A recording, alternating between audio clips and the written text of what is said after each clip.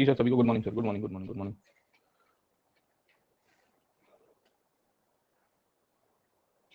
जी sir, good morning, good morning, good morning.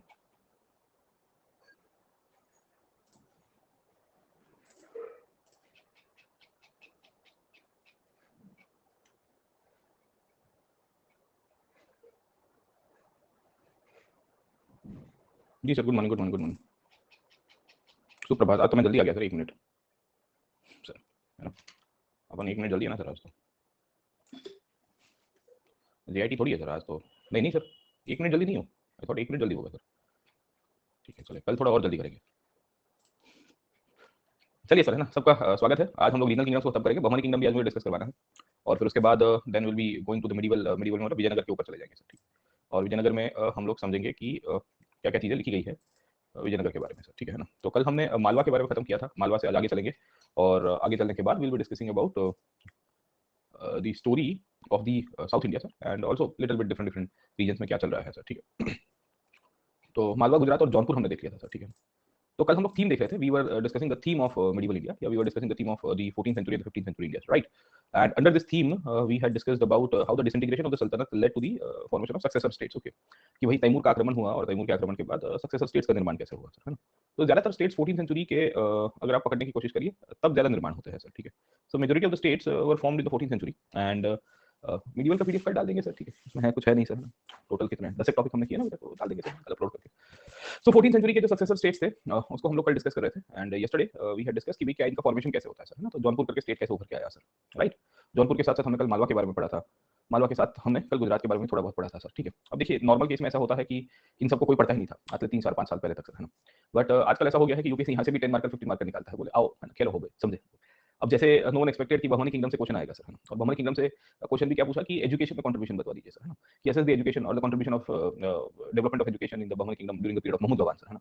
अब महमूद गवान के समय क्या एजुकेशन डेवलपमेंट कैसे हुआ, किस तरह से डेवलपमेंट हुआ, उसके ऊपर बताइए सर। ठीक है, तो now the nature of the questions have very much changed. Okay, so if you are taking it for granted please don't take it. Okay, समझे? तो यूपीएससी ये आपको बता रहा है कि इनको भी थोड़ा थोड़ा पढ़ लो सर, है ना? समझे कि नहीं समझे?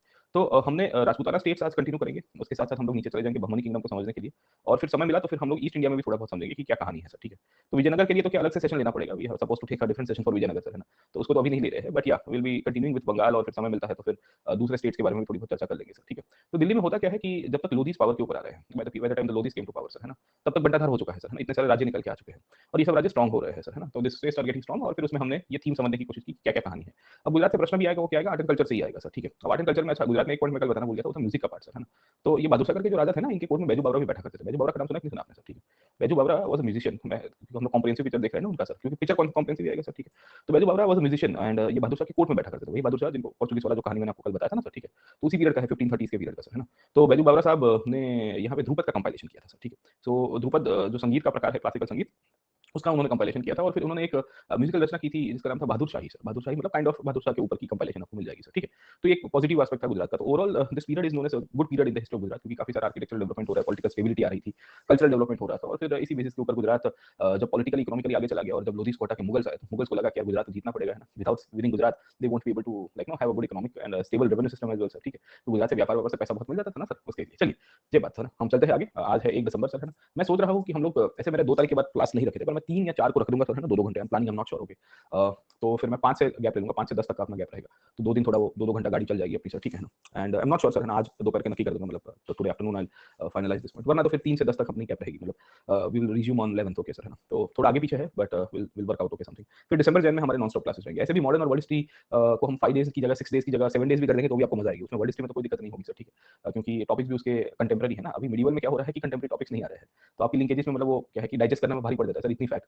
अब तो फिर मॉडर्न हिस्ट्री में गांधी के ऊपर चर्चा करेंगे तो फिर आपको भी 5-7 दिन कोई फर्क नहीं पड़ेगा सर। और फिर एनालिटिकल ज़्यादा है उसमें, तो it will be not much of a problematic as well sir. तो उसमें कवर करवा दूंगा, चिंता मत करिए सर। ठीक है ना, हमारा टारगेट ये है कि अप्रैल तक हम लोग इसको निपटा दें सर। आगे पीछे हो सकता है, but I will try to cover it most probably by the April period sir, है ना? चलिए आगे चलते हैं, let us try to see कि क्या कहानी है सर, है ना, इसके अंदर से। अब हम लोग है ना कौन से स्टेट के ऊपर चलेंगे, will be going to the other states. और अदर स्टेट्स में हम लोग चले जाते हैं with reference to this part. हम चले जाते हैं दिल्ली सल्तनत में। हम लोग कहाँ गए थे सर पिछले क्लास में सर? प्रोविंशियल किंगडम में चले गए थे सर। ठीक है ना? Yes, so let's go to that part. And हम लोग आज राजस्थान की थोड़ी बहुत बात करते हैं कि राजस्थान की कहानी क्या है, राजस्थान कैसे इंडिपेंडेंट स्टेट्स के रूप में उभर के आया सर। ठीक है, तो राजस्थान में एक ही स्टेट सबसे इंपॉर्टेंट है, वो है आपका the state of Mewar sir, है ना, क्योंकि Mewar was the one who resisted the Delhi sultanate. Mewar was also the state who resisted the Mughals as well sir, है ना। तो मेवाड़ एक ऐसा राज्य के रूप में निकल के आया जिसने सबको रेजिस्ट किया था, मतलब उसने मुगल्स को भी रेजिस्ट किया था। They had resisted the sultanate as well, we will not accept your suzerainty sir, है ना, कुछ भी हो जावे सर, समझे आप लोग, ठीक है। तो ये अलग ही कहानी है, अलग ही उनका वो चीजें दिखेगी सर, है ना। तो राजस्थान में थोड़ी बहुत डिस्कशन कर लेते हैं कि कहानी क्या है मेवाड़ की, और मेवाड़ कैसे स्टेट के रूप में बन के आया सर, ठीक है। तो तीन चार चीजें आपको यहाँ पे दिखेगी सर, है ना। मेवाड़ एक ऐसा स्टेट था जिसको अलाउद्दीन खिलजी है, इसके भी पहले अगर आप समझने की कोशिश करो, अल्तुतमिश के समय से ही इन्होंने अटैक करने की कोशिश की थी सर, ठीक है। एंड यू विल फाइंड कि Iltutmish had tried to attack but somehow you will see कि they were not successful. Alauddin Khilji ने उसके बाद फिर ये पद्मावत वाली कहानी हमने आपको थोड़ी बहुत डिस्कस की थी कि रावल रतन सिंह के फोर्ट के ऊपर अटैक किया गया, चित्तौड़ के ऊपर, and then it was subjugated sir by the sultanate sir, समझे आप लोग, ठीक है। तो ये पूरी कहानी है। अब नॉर्मल केस में ऐसा है कि ये लोग गोहिल वंश के राजा है सर, ठीक है। और गोहिल वंश के राजा मूलतः से पहले राजस्थान में एक जगह है नगड़ा करके सर, है ना, तो वहां से ये लोग शासन किया करते थे सर, ठीक है। And over a period of time इनकी मेवाड़ और चित्तौड़ के अंदर बेसिकली इनका मुख्य गढ़ रहता है सर, समझे आप लोग, ठीक है। तो ये पूरी कहानी आपको यहाँ से दिखेगी। दे विल ऑलवेज से कि ये शिवजी को मानते हैं, एंड ये जो रीजन था उसको मेधपद भी कहते थे एक टाइम के ऊपर। इसके लिए इनका मानना है कि एकलिंग जी जो है he is the custodian of the region of Mewar sir, है ना। तो वो एकलिंग जी के सेवक है सर, समझे आप लोग, ठीक है। सो हमेशा आज की तारीख में भी आप देखोगे तो आप मेवाड़ में चले जाओगे तो people will worship Eklinga ji sir, है ना। तो शिवजी का ही अवतार के रूप में कंसीडर किए गए हैं। एंड अभी भी लोग कहते हैं कि भाई यहाँ का जो चलाते हैं सब कुछ सिस्टम है वो एकलिंग जी है। तो उनकी जो रॉयल फैमिली है दे विल आल्सो क्लेम कि they are the protectors and the custodians and they will take care of the Eklinga ji legacy जो सालों से चलती आ रही है सर, ठीक है। तो काइंड ऑफ कुल देवता भी कह सकते हैं, या ग्राम देवता भी दे सकते हैं, या राष्ट्र देवता कह सकते हैं सर, ठीक है। कुल देवता क्या होता है कि फैमिली तक रहता है, ग्राम देवता गांव तक रहता है। एक कंसेप्ट आता था एंशिएंट इंडिया में राष्ट्र देवता सर, राष्ट्र देवता मतलब स्टेट का खुद का एक लोकल गॉड होगा सर, ठीक है। तो वैसी कहानी आपको यहाँ से दिखेगी सर, समझे आप लोग, ठीक है। तो ओरिजिनली तो क्या है कि ये गोहिल वंश थे सर, है ना। उसके बाद ग्रेजुअली राजपूतों की दूसरी एक शाखा है जिसका नाम है सिसोदिया सर, ठीक है। अब द ओरिजिन ऑफ राजपूत के अंदर हमने राजपूत की जो ब्रांचेस निकल के थी उसमें 36 ब्रांच थी, अगर आपको याद होगा, है ना। तो ये 36 में से बहुत सारी ब्रांचेस थी जो हमने आपको मतलब है ना उसके फैक्टर्स को बताया था, उसकी ब्रांचेस को डिटेल में नहीं देखा था, क्योंकि वो फिर वो सोशल पार्ट आ जाएगा और सोसाइटी का पार्ट आ जाता है, तो वहाँ से प्रश्न नहीं आता है सर, ठीक है। तो यहाँ से ये सिसोदिया पावर के ऊपर आते हैं सर, ठीक है। और ये जितने भी सिसोदिया वंश के शासक पावर के ऊपर आएंगे इन्होंने मेवाड़ को स्ट्रॉन्ग करना शुरू किया। अब this was the period when Delhi सल्तनत वाज स्टिल ग्रोइंग स्ट्रॉन्ग, है ना, मतलब ये अभी उतना भी कमजोर नहीं पड़ा है सर, है ना। ये आप पकड़ने की कोशिश करें जब हमीर देव जी पावर के ऊपर थे, यहाँ पे हमीर महाकाव्य इन समय के दौरान लिखा गया था सर, ठीक है। तो इस समय के दौरान तो मोहम्मद बिन तुगलक भी पावर के ऊपर था, so even Mohammed bin Tughlaq was also ruling in this time only sir, ठीक है ना, समझे। और फिर उसके बाद आप देखो क्षेत्र सिंह तो फिरोज शाह तुगलक और लेटर तुगलक उस टाइम के ऊपर पावर के ऊपर थे। तो अभी उतनी मेवाड़ के पास आप देखिए कि स्ट्रेंथ नहीं मिलेगी सर। स्ट्रेंथ मेवाड़ को मिलती है somewhere mid of the 15th century. अब ऐसा क्यों होता है? क्योंकि ऊपर जो थी वो आपकी ये डायनेस्टी थी, सैयद डायनेस्टी हुआ करती थी, और सैयद के बाद फिर लोधीस आ गए हैं सर, ठीक है। और मेवाड़ को अब पॉलिटिकली कोई सुजेरिटी का डर नहीं रहा है सर, ठीक है। तो now Mewar will get independence sir, समझे आप लोग, ठीक है। सो मेवाड़ के अंदर होता यह है कि जब राणा कुंभा पावर के ऊपर आए, राणा कुंभा के दौरान इनफैक्ट ना मेवाड़ अपने अपने क्लाइमेक्स के ऊपर चला जाता है सर, ठीक है। और जब मेवाड़ क्लाइमेक्स के ऊपर जाएगा तो ऑब्वियस है कि उसकी संघर्ष आजू बाजू के राज्यों के साथ भी होगी, होगी कि नहीं होगी सर, ठीक है। So Mewar will have conflict with the neighbouring states, okay, क्योंकि क्लाइमेक्स के ऊपर जा रहा था सर, गेटिंग ओके। तो कुंभा साहब की इंपॉर्टेंस ये है कि इन्होंने गुजरात और मालवा दोनों के ऊपर अपना पॉलिटिकल दबदबा एस्टैब्लिश करवा दिया सर, ठीक है। एंड इनका मानना ये था कि मेवाड़ को अगर आगे स्ट्रॉन्ग करना है तो मुझे फोर्टिफिकेशन करने की आवश्यकता है सर, ठीक है। So when Rana Kumbha came to power and when he started actually dominating the state of Mewar, तो इनका सबसे पहला कार्य था पॉलिटिकल एक्सपेंशन। और पॉलिटिकल एक्सपेंशन के रूप में इन्होंने मेवाड़ की फ्रंटियर्स को बाहर लेके जाने की कोशिश की, खास करके गुजरात वाले रीजन में। और दूसरा आप देखोगे मालवा वाले रीजन में। अब देखिए गुजरात के शासक भी कम नहीं थे, इनकी भी कंटिन्यूअसली कॉन्फ्लिक्ट चल रही थी। मालवा में आप देखोगे, कल मैंने आपको खिलजी के बारे में बताया था सर, ठीक है। वो लोग यहाँ पे फाइट कर रहे हैं सर, गेटिंग पॉइंट, है ना। तो पहला तो ये चीज दिखेगी। अब सवाल ये है कि पॉलिटिकल एक्सपेंशन को आप स्ट्रॉन्ग तभी कर सकते हो जब फोर्टिफिकेशन करेंगे सर, ठीक है। तो fortification was one of the important aspect of the Rajputana culture sir, है ना, समझे। तो इनके समय के दौरान ऐसा कहा जाता है टोटल 32 के आसपास फोर्ट्स बने हैं। 32 में से 5 फोर्ट्स तो बहुत फेमस है, और वो 5 में से एक फोर्ट अगर आपने देखा होगा वो है कुंभलगढ़ सर, है ना। तो आपने वो एडवर्टाइज देखी होगी राजस्थान टूरिज्म की कि भाई विवेक को राजस्थान कुछ ऐसा लगा, विवेकिस्तान सर, है ना। फिर युवराज को राजस्थान कुछ ऐसा दिखा, युवराजस्थान, है ना। ऋचा को राजस्थान कुछ ऐसा दिखा, ऋचास्थान सर, है ना। Getting point, have seen that advertisement, okay. तो Kumbhalgarh has one of the longest walls of the forts, है ना।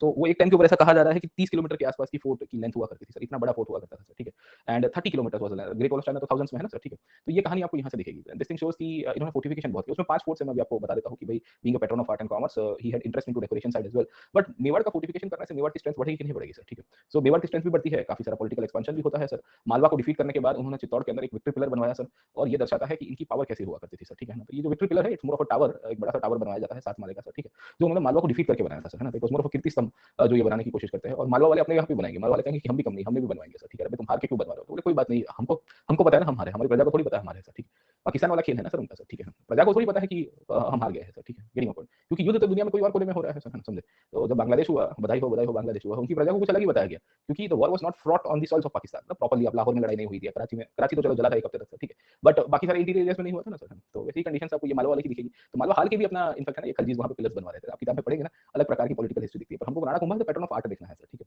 अब ओवरऑल इनकी कहानी ये है कि इनका कंट्रीब्यूशन आर्ट एंड कल्चर के अंदर बहुत है सर, ठीक है। और आर्ट एंड कल्चर के ऊपर जो कंट्रीब्यूशन है इसके ऊपर से यूपीएससी ने एक बार प्रश्न भी पूछा है सर, ठीक है। अब प्रश्न क्या पूछा था पहले वो देख लेते हैं, सो दैट हमको आइडिया रहेगा कि भाई क्या कहानी यूपीएससी के द्वारा पूछी है। तो पूछा है कि साहित्य एवं कला के संरक्षक के रूप में राणा कुंभा का आकलन कीजिए सर, ठीक है। Make an estimate of Rana Kumbha as a patron of art and literature sir, है ना, समझे आप लोग? ओके, तो यहाँ पे बोला गया है कि भाई कला और साहित्य को इन्होंने संरक्षण का काम किया है, पैट्रन का काम किया है, उनका आप एस्टिमेट बनवा के दीजिए सर, ठीक है? वो कितनी हद तक अच्छा काम किया है, कितनी हद तक बुरा काम किया है सर, ठीक है?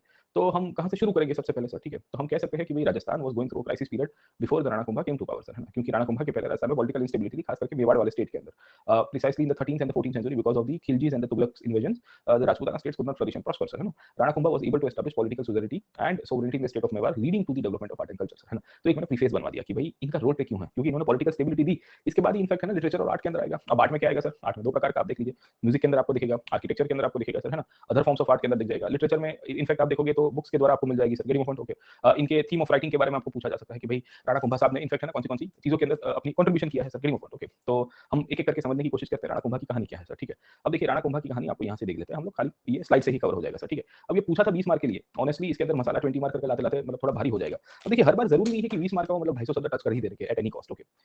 एट टाइम्स अगर आप थोड़े शब्द कम कर रहे हो ना, तो अगर क्वालिटी मटेरियल लिख रहे हो तो ठीक-ठाक मार्क मिल जाएंगे सर, है ना? काफी बार मैंने कैंडिडेट्स को दिया है, देखा है कि वो दिमाग में एक प्री कंसीव्ड नोशन लेके आ गए हैं, मतलब लिख रहे होते हैं ना, तो बोले भरने का मतलब भरने का, यहाँ 150 तो मिनिमम मान लिया, अरे भाई नहीं 150 is the upper limit, okay? If you can convey your thoughts effectively in 120 130 words as well, मतलब नॉट इन 50 वर्ड्स, वो तो बहुत छोटा हो जाएगा। पर इवन 130 35 के आसपास भी, 120 शब्दों में भी अगर आप अच्छी तरह से ठीक-ठाक लिख रहे हो, तो आधा एक मार्क आगे पीछे करके भी आपको रिस्पेक्टेबल नंबर्स मिल जाएंगे सर, है ना? फिर उसमें फिर वो तुर्रम का बनने की आवश्यकता नहीं होगी सर। तो ये जो 20 मार्कर का प्रश्न है, कभी-कभी ये बहुत लेंथी लगे, आपको लगेगा कि हम लिखे क्या सर, ठीक है? That's all right, okay. 250 की जगह 200 वर्ड्स में लिख रहे हो या 210 220 वर्ड्स में खत्म हो रहा है, that's absolutely okay. But try to make a preface out of it, है ना? क्योंकि मेक एन एस्टीमेट दिया गया है सर, ठीक है? तो एस्टीमेट की कहानी जब आती है सर, तो एस्टीमेट के अंदर आप राणा कुंभा का रोल को आप जरूर से लिखोगे।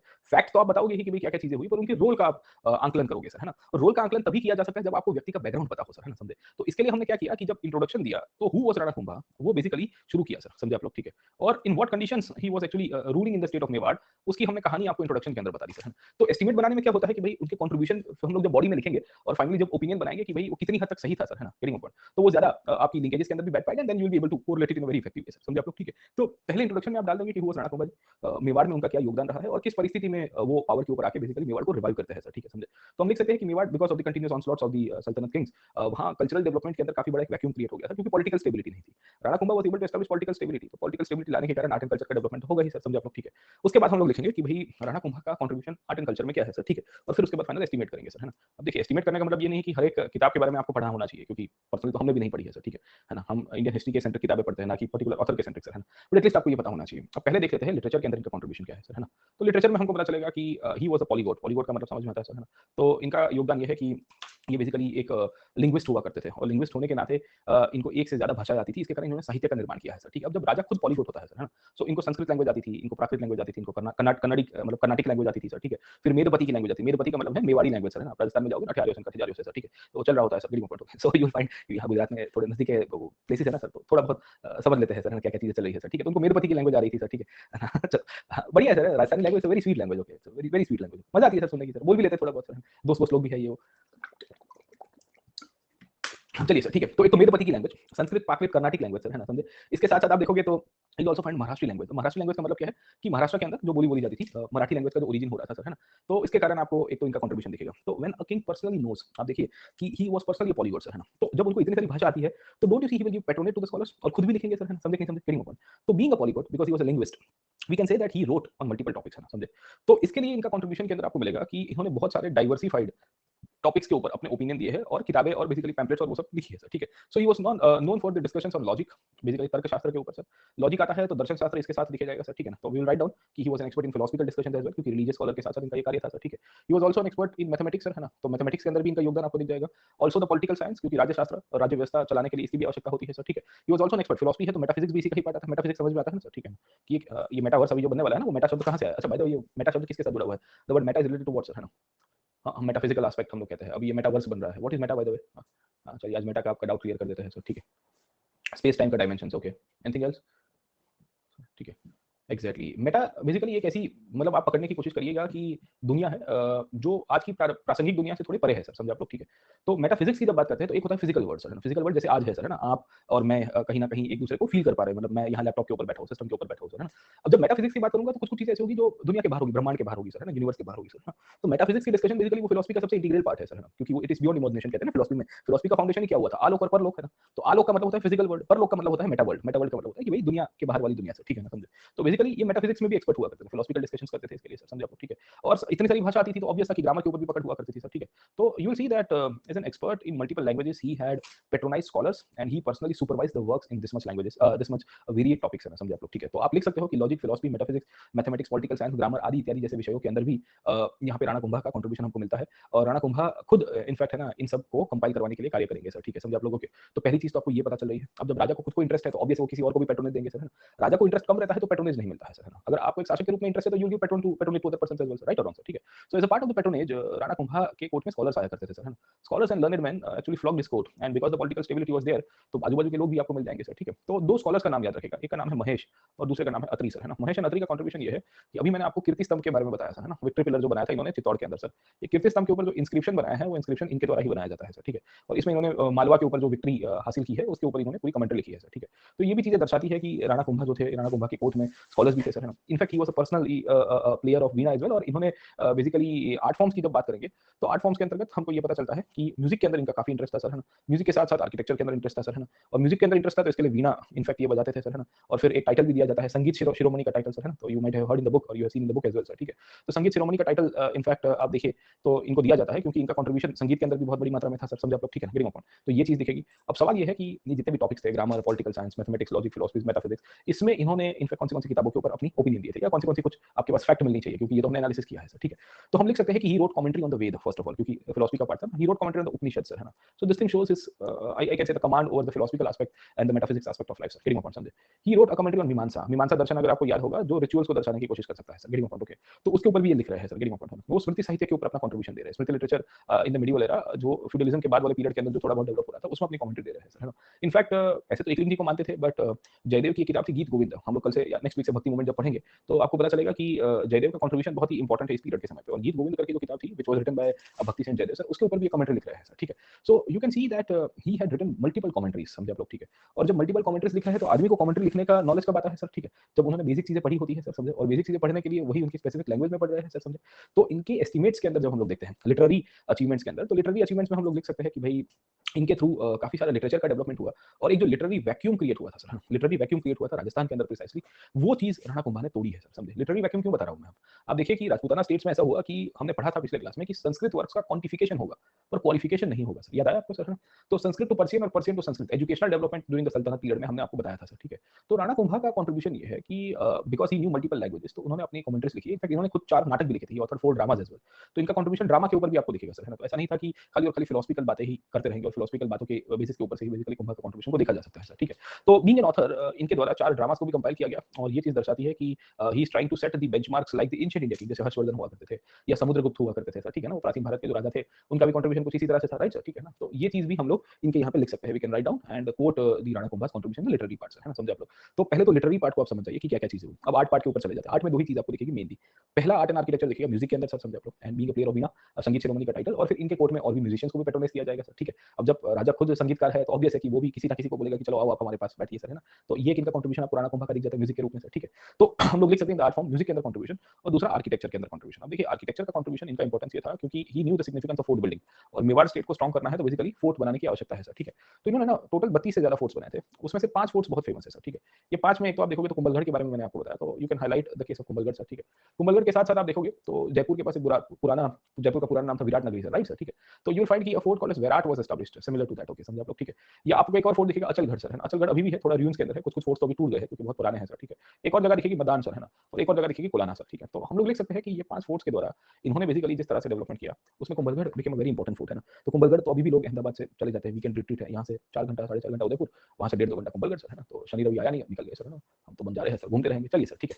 तो कुंभलगढ़ में फिर 3-4 होटल्स और फोर्ट्स है सर, लोग घूम के चक्कर मार के छाटा पानी करके वापस आ जाते हैं सर, है ना। चलिए, तो ये पूरी कहानी आपको दिखेगी आर्किटेक्चर के पॉइंट ऑफ व्यू से सर, है ना। दूसरा इंपॉर्टेंट ये है कि आर्किटेक्चर में खाली फोर्ट्स नहीं बने सर, टेम्पल्स भी बनवाए गए एकलिंग जी के ऊपर से सर। और बेसिकली इनकी जो डीटी हुआ करती थी एकलिंग जी सर, है ना, उनके ऊपर से टेम्पल्स भी बनेंगे। विल आल्सो फाइंड कि will also be making monasteries. Monasteries का मतलब ये है कि काइंड ऑफ धर्मशाला है या एजुकेशनल सेंटर्स जो बेसिकली टेम्पल्स के साथ जुड़े हुए थे सर, है ना, इंस्टीट्यूशंस के रूप में सर, गेटिंग ओपन। तो एक ये भी इनका कंट्रीब्यूशन आपको मिल जाता है। तो यू कैन सी कि इनका कंट्रीब्यूशन आर्ट एंड आर्किटेक्चर के अंदर भी बढ़ता है सर, ठीक है। अब this was a period where the Rajputana states were actually crushed down by the Delhi सल्तनत and Rana Kumbha set an example in the form of art and architecture of creating indigenous way self sustainable या self sustaining defence system as well, patronising the scholars and reviving the art forms of the indigenous era. Because he was a polyglot, तो हम लोग लिख सकते हैं कि पॉलीगॉट होने के के कारण इनकी कमांड एक से ज़्यादा भाषा के ऊपर थी, तो वो जो ट्रांसलेशन हो रहा था या कमेंट्रीज़ लिखी जा रही थी, बहुत इफेक्टिव थी सर, है ना? क्योंकि आपको एस्टिमेट करने का बोला है सर, ठीक है? तो जब आप एस्टिमेट करेंगे तो इनका पॉजिटिव साइड आपको बताना है कि भई किस तरह के रूप में उन्होंने बेसिकली मदद की है सर, है ना? आकलन करना है ना उनको उनके कार्य का सर, ठीक है? तो उनके ये जितने भी कार्य हुए हैं, साहित्य के अंदर हुए हैं या कला के रूप में हुए हैं सर, ठीक है? उसमें आपको फिर उनके आकलन को सकारात्मक वे के अंदर आपको दर्शाना पड़ेगा सर, है ना? नकारात्मक ज़्यादा कुछ आपको मिलेगा नहीं इसके अंदर से सर, है ना? नकारात्मक में आप यही लिखोगे कि अल्टीमेटली ये कमेंट्रीज़ हुआ करती थी, कोई नए वर्क्स नहीं हुआ करते थे। बट इसमें फिर आप नकारात्मक ज़्यादा लिख दोगे तो क्वेश्चन का जो मर्म है, मतलब the main objective of asking the question is to highlight the role of Rana Kumbha rather than criticizing the role of Rana Kumbha sir, ठीक है ना? समझे? तो नकारात्मक में चीज़ें आएगी आपकी नो डाउट कि भई राणा कुंभा के समय पे लिटरेरी डेवलपमेंट हुआ, बट लिटरेरी डेवलपमेंट में फिर वो राजपूताना हिस्ट्री के बारे में आप लिख सकते हो कि राजपूताना हिस्ट्री का जो कंपाइलेशन हुआ था, उसमें मेनली प्रॉब्लम ये था कि यूलॉजी बेस्ड हिस्ट्री बहुत चल रहा था। हमने पढ़ा था ना पिछले क्लास में संस्कृत लिटरेचर वाला सर, है ना? वो कहानी आप यहाँ पे थोड़ी बहुत उसमें क्रिटिसिज्म में लिख सकते हैं। बाकी ओवरऑल आपका पिक्चर जो होना चाहिए, वो उनके ट्रेंड के ऊपर होना चाहिए कि भई क्या-क्या कंट्रीब्यूशन उनका रहा है सर, ठीक है ना? तो मेरा मानना है कि अगर आप 20 मार्क में भी ये आया, इस तरह से उसको फेज़ आउट कर दोगे आराम से, तो आराम से आपके सवा 200 250 शब्द तो टच हो ही जाएँगे सर, शायद उससे भी ज़्यादा होंगे सर, ठीक है? अब चलिए ये फोर्ट्स के नाम ना याद रहे आपको, है ना? इसमें कुंभलगढ़ तो सबको याद रहेगा, अचलगढ़ याद रहेगा। इनफैक्ट चित्तौड़ को इन्होंने स्ट्रॉन्ग किया सर, है ना? गिरिंग ऑफ पांडव के चित्तौड़ फोर्ट को इन्होंने फिर से रिकंस्ट्रक्ट करके उसको मजबूत किया गया सर। एक्चुअली चित्तौड़ के ऊपर अटैक बहुत हुए ना सर खिलजी के समय से, hence he decided to make Kumbhalgarh sir, है ना? एज़ द मेन पॉइंट जहाँ से ये पूरा शासन चला पाए सर, ठीक है? तो राणा कुंभा के नाम से ही है ना कुंभलगढ़ सर, है ना? तो ये पूरी कहानी राणा कुंभा के बारे में आपको मिलेगी सर, ठीक है ना? समझे? अब ये तो पहला कंट्रीब्यूशन आपको यहाँ से मेवाड़ के अंदर दिख जाएगा सर, ठीक है? अब देखिए Mewar as a state continue to exist even after Rana Kumbha sir, है ना? तो इनको फिर इंटरनल फैमिली की टसल में कुछ हो जाता है and then he got killed because of the family issues sir, है ना? तो इसके बाद इनके पोते पावर के ऊपर आएँगे सर, है ना? मतलब जो प्रोमिनेंट किंग आपको मिलेंगे वो है राणा संग्राम सिंह सर, है ना? तो राणा संग्राम सिंह मतलब राणा संगा के रूप में हम लोग जिसे पहचानते हैं, उनका कंट्रीब्यूशन आपको मिल जाएगा सर, ठीक है ना? तो ये मैंने आपको बता दिया कि ये कहानी क्या है सर, है ना? स्लाइड्स में सब कुछ दिया हुआ है, बट आई थॉट कि मैं आपको थोड़ा बहुत है ना ब्लैक बोर्ड के थ्रू, फॉर्मेट के थ्रू बताऊँ तो ज़्यादा समझ में आता है। यहाँ तो ऐसा हो जाता है फिर रीडिंग ऑफ स्लाइड्स हो जाता है sir, getting off point okay. तो ये पूरी कहानी आपको यहाँ से दिखेगी। अब देखिए होता क्या है, इंटरनली टसल चल रही थी राजपूताना स्टेट्स के अंदर, लॉ ऑफ सक्सेशन क्लियर नहीं था, बहुत सारे इश्यूज़ थे सर, है ना? तो इन दिस कंडीशंस इनका मृत्यु हुआ एंड देन फाइनली राणा संग्राम सिंह केम टू पावर। अब देखिए राणा संग्राम सिंह का इंपॉर्टेंस ये है, ये राणा संगा के रूप में भी इनको पहचानते हैं सर, ठीक है? इनके समय तक आता है तो मेवाड़ अपने ज़ेनिथ के ऊपर चला गया, ज़ेनिथ का की तो अलग ही कहानी है, मैं जब बाबर में आऊँगा तो आपको पढ़ाऊँगा सर, ठीक है? क्योंकि इनकी एक आँख डैमेज थी, एक हाथ नहीं चल रहा था सर, ठीक है? और उसके बावजूद भी इन पे फाइट कर रहे हैं और बाबर को खानवा में पानी पिला-पिला के मारा था sir, getting of point okay. So you will find कि अलग ही कहानी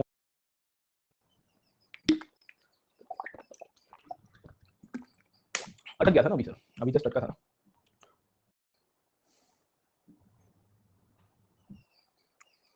यस सर, हाँ, चलिए कोई बात नहीं सर, ठीक है। वापिस आ जाते हैं, let me come back to this. नहीं, नहीं, नहीं, अटका था सर। चलिए सर, हाँ। अब देखिए कहानी क्या है सर, ठीक है? He was one of the persons जो मुगलों को मतलब है ना फाइट कर सकते थे एंड इनके पीरियड तक आते थे, बाबर आ चुका है सर, ठीक है? सो यू विल फाइंड कि इनकी लड़ाई कंटिन्यूअसली चालू रहती है। गुजरात के साथ लड़ाई रहेगी, मालवा के साथ लड़ाई रहेगी, फिर ये लोधीस के साथ लड़ाई करते हैं। तो इसी पीरियड में जब बाबर भारत में आक्रमण करने का प्लान कर रहा है, तो इनडायरेक्टली राणा संगा ने उनके साथ एक पैक्ट करने की कोशिश की थी सर, है ना? इसमें बहुत सारी किताबों में लिखा गया है कि there was some kind of information exchange between the two and finally it was decided कि भई बाबर आएगा और राणा संगा फिर उसमें इंटरफियर नहीं करेंगे सर। बट फिर इनके बाद देन यू विल सी कि इब्राहिम लोधी तो हार गया and then Babar came towards Rana Sanga himself and by that time फिर वो डैमेज हो चुका है सर, ठीक है? तो खानवा में राणा संगा तो फिर हार गए सर, है ना? खानवा के बारे में हम लोग बाबर में पढ़ेंगे सर। बट उसके बाद आप देखोगे तो राणा संगा डिसाइड करते हैं कि मैं दूसरे स्टेट की मदद करूँगा, चंदेरी की मदद करूँगा सर, है ना? मालवा की मदद करूँगा टू डिफीट बाबर। तो बाबर ने उसके बाद बेसिकली चंदेरी के ऊपर अटैक किया था 1528 में सर, है ना? Khanwa is near Agra by the way sir, ठीक है? तो जब उसने चंदेरी के ऊपर अटैक किया तो एट दैट टाइम राणा संगा मेदिनी राय को मदद करने चले गए। मेदिनी राय इनके शासक थे सर, है ना? और फिर राणा संगा कहते हैं कि मैं यहाँ पे भी फाइट करूँगा, I once again recreate an army sir, है ना? But you will see that within the Rajput politics there were some people who did not like the actions of Rana Sanga and he was actually poisoned down sir, है ना? तो उनको फिर जहर दे दिया जाता है ऐसा कहते हैं। और फिर उसके बाद बाबर के बाद हुमायूँ आया, हुमायूँ के बाद अकबर आ गया सर। अकबर ने इसके ऊपर अटैक किया, हल्दी घाटी की लड़ाई करता है sir, but somehow he was not successful and finally Jahangir उसको काउंटर करेगा। तो मेवाड़ की लेगेसी ऐसी रही है from the period of Rana Kumbha कि एक सेपरेट आइडेंटिटी के रूप में बन के आया है और मेवाड़ को फाइनली मुगल्स में अकबर के बाद जहांगीर उसको नेक्स्ट करे और जहांगीर भी पूरी तरह से नहीं कर पाता है सर, ठीक है ना? सो यू विल फाइंड कि इतनी लंबी स्टोरी आपको यहाँ से दिखेगी। अब मुगल्स में आएंगे तो फिर से मेवाड़ के बारे में थोड़ी बहुत डिस्कशन करेंगे और फिर अकबर की राजपूत पॉलिसीज के ऊपर आएंगे तो थोड़ा इसके ऊपर चर्चा ले लेंगे सर, ठीक है? पर ये प्रीफेस बना रहा था कि क्या हो रहा है, ठीक है? अब उसके सिवाय आपको बहुत सारे स्टेट्स और भी दिखेंगे सर, ठीक है? जैसे राजस्थान में मेवाड़ एकमात्र स्टेट नहीं था सर, है ना? दूसरे छोटे स्टेट्स बन के आए थे, उसमें से एक था मारवाड़ सर, है ना? मारवाड़ अगर आप समझने की कोशिश करिए तो you will find somewhere in this parts of the country sir, है ना? वेस्टर्न राजस्थान वाले रीजन में सर और ये जोधपुर वाला जो रीजन है सर, है ना? वहाँ पे आपको मारवाड़ स्टेट का डेवलपमेंट मिल जाएगा सर, ठीक है? तो ओरिजिनली ये लोग हैं गढ़वाल के वंशज थे। गढ़वाल अगर आपको याद होगा कन्नौज में रूल करते थे up till the 12th century sir, ठीक है? And some of the Garhwali या गढ़वालाज या गढ़ावालाज जिसे आप लोग पहचानते हैं सर, ठीक है ना? वो लोग इस साइड के ऊपर आ गए सर, समझे आप लोग, ठीक है? तो राठौड़ आपको दिखेंगे यहाँ पे। तो राव जोधा करके एक राजा हुआ करते थे जिनके समय पे बेसिकली यहाँ पे जोधपुर का फाउंडेशन रखा गया 14th सेंचुरी के समय पे और उसके बाद Marwar also became an important state, है। तो Mewar actually is the oldest state in Rajasthan ऐसा कहते हैं सर, है ना? तो वो लोग अभी भी मेवाड़ की रॉयल फैमिली क्लेम करती है कि they are the longest serving rulers of the state of Ekling और राजस्थान सर, ठीक है ना? तो ये सब आपको कहानी दिखेगी इनके अंदर से।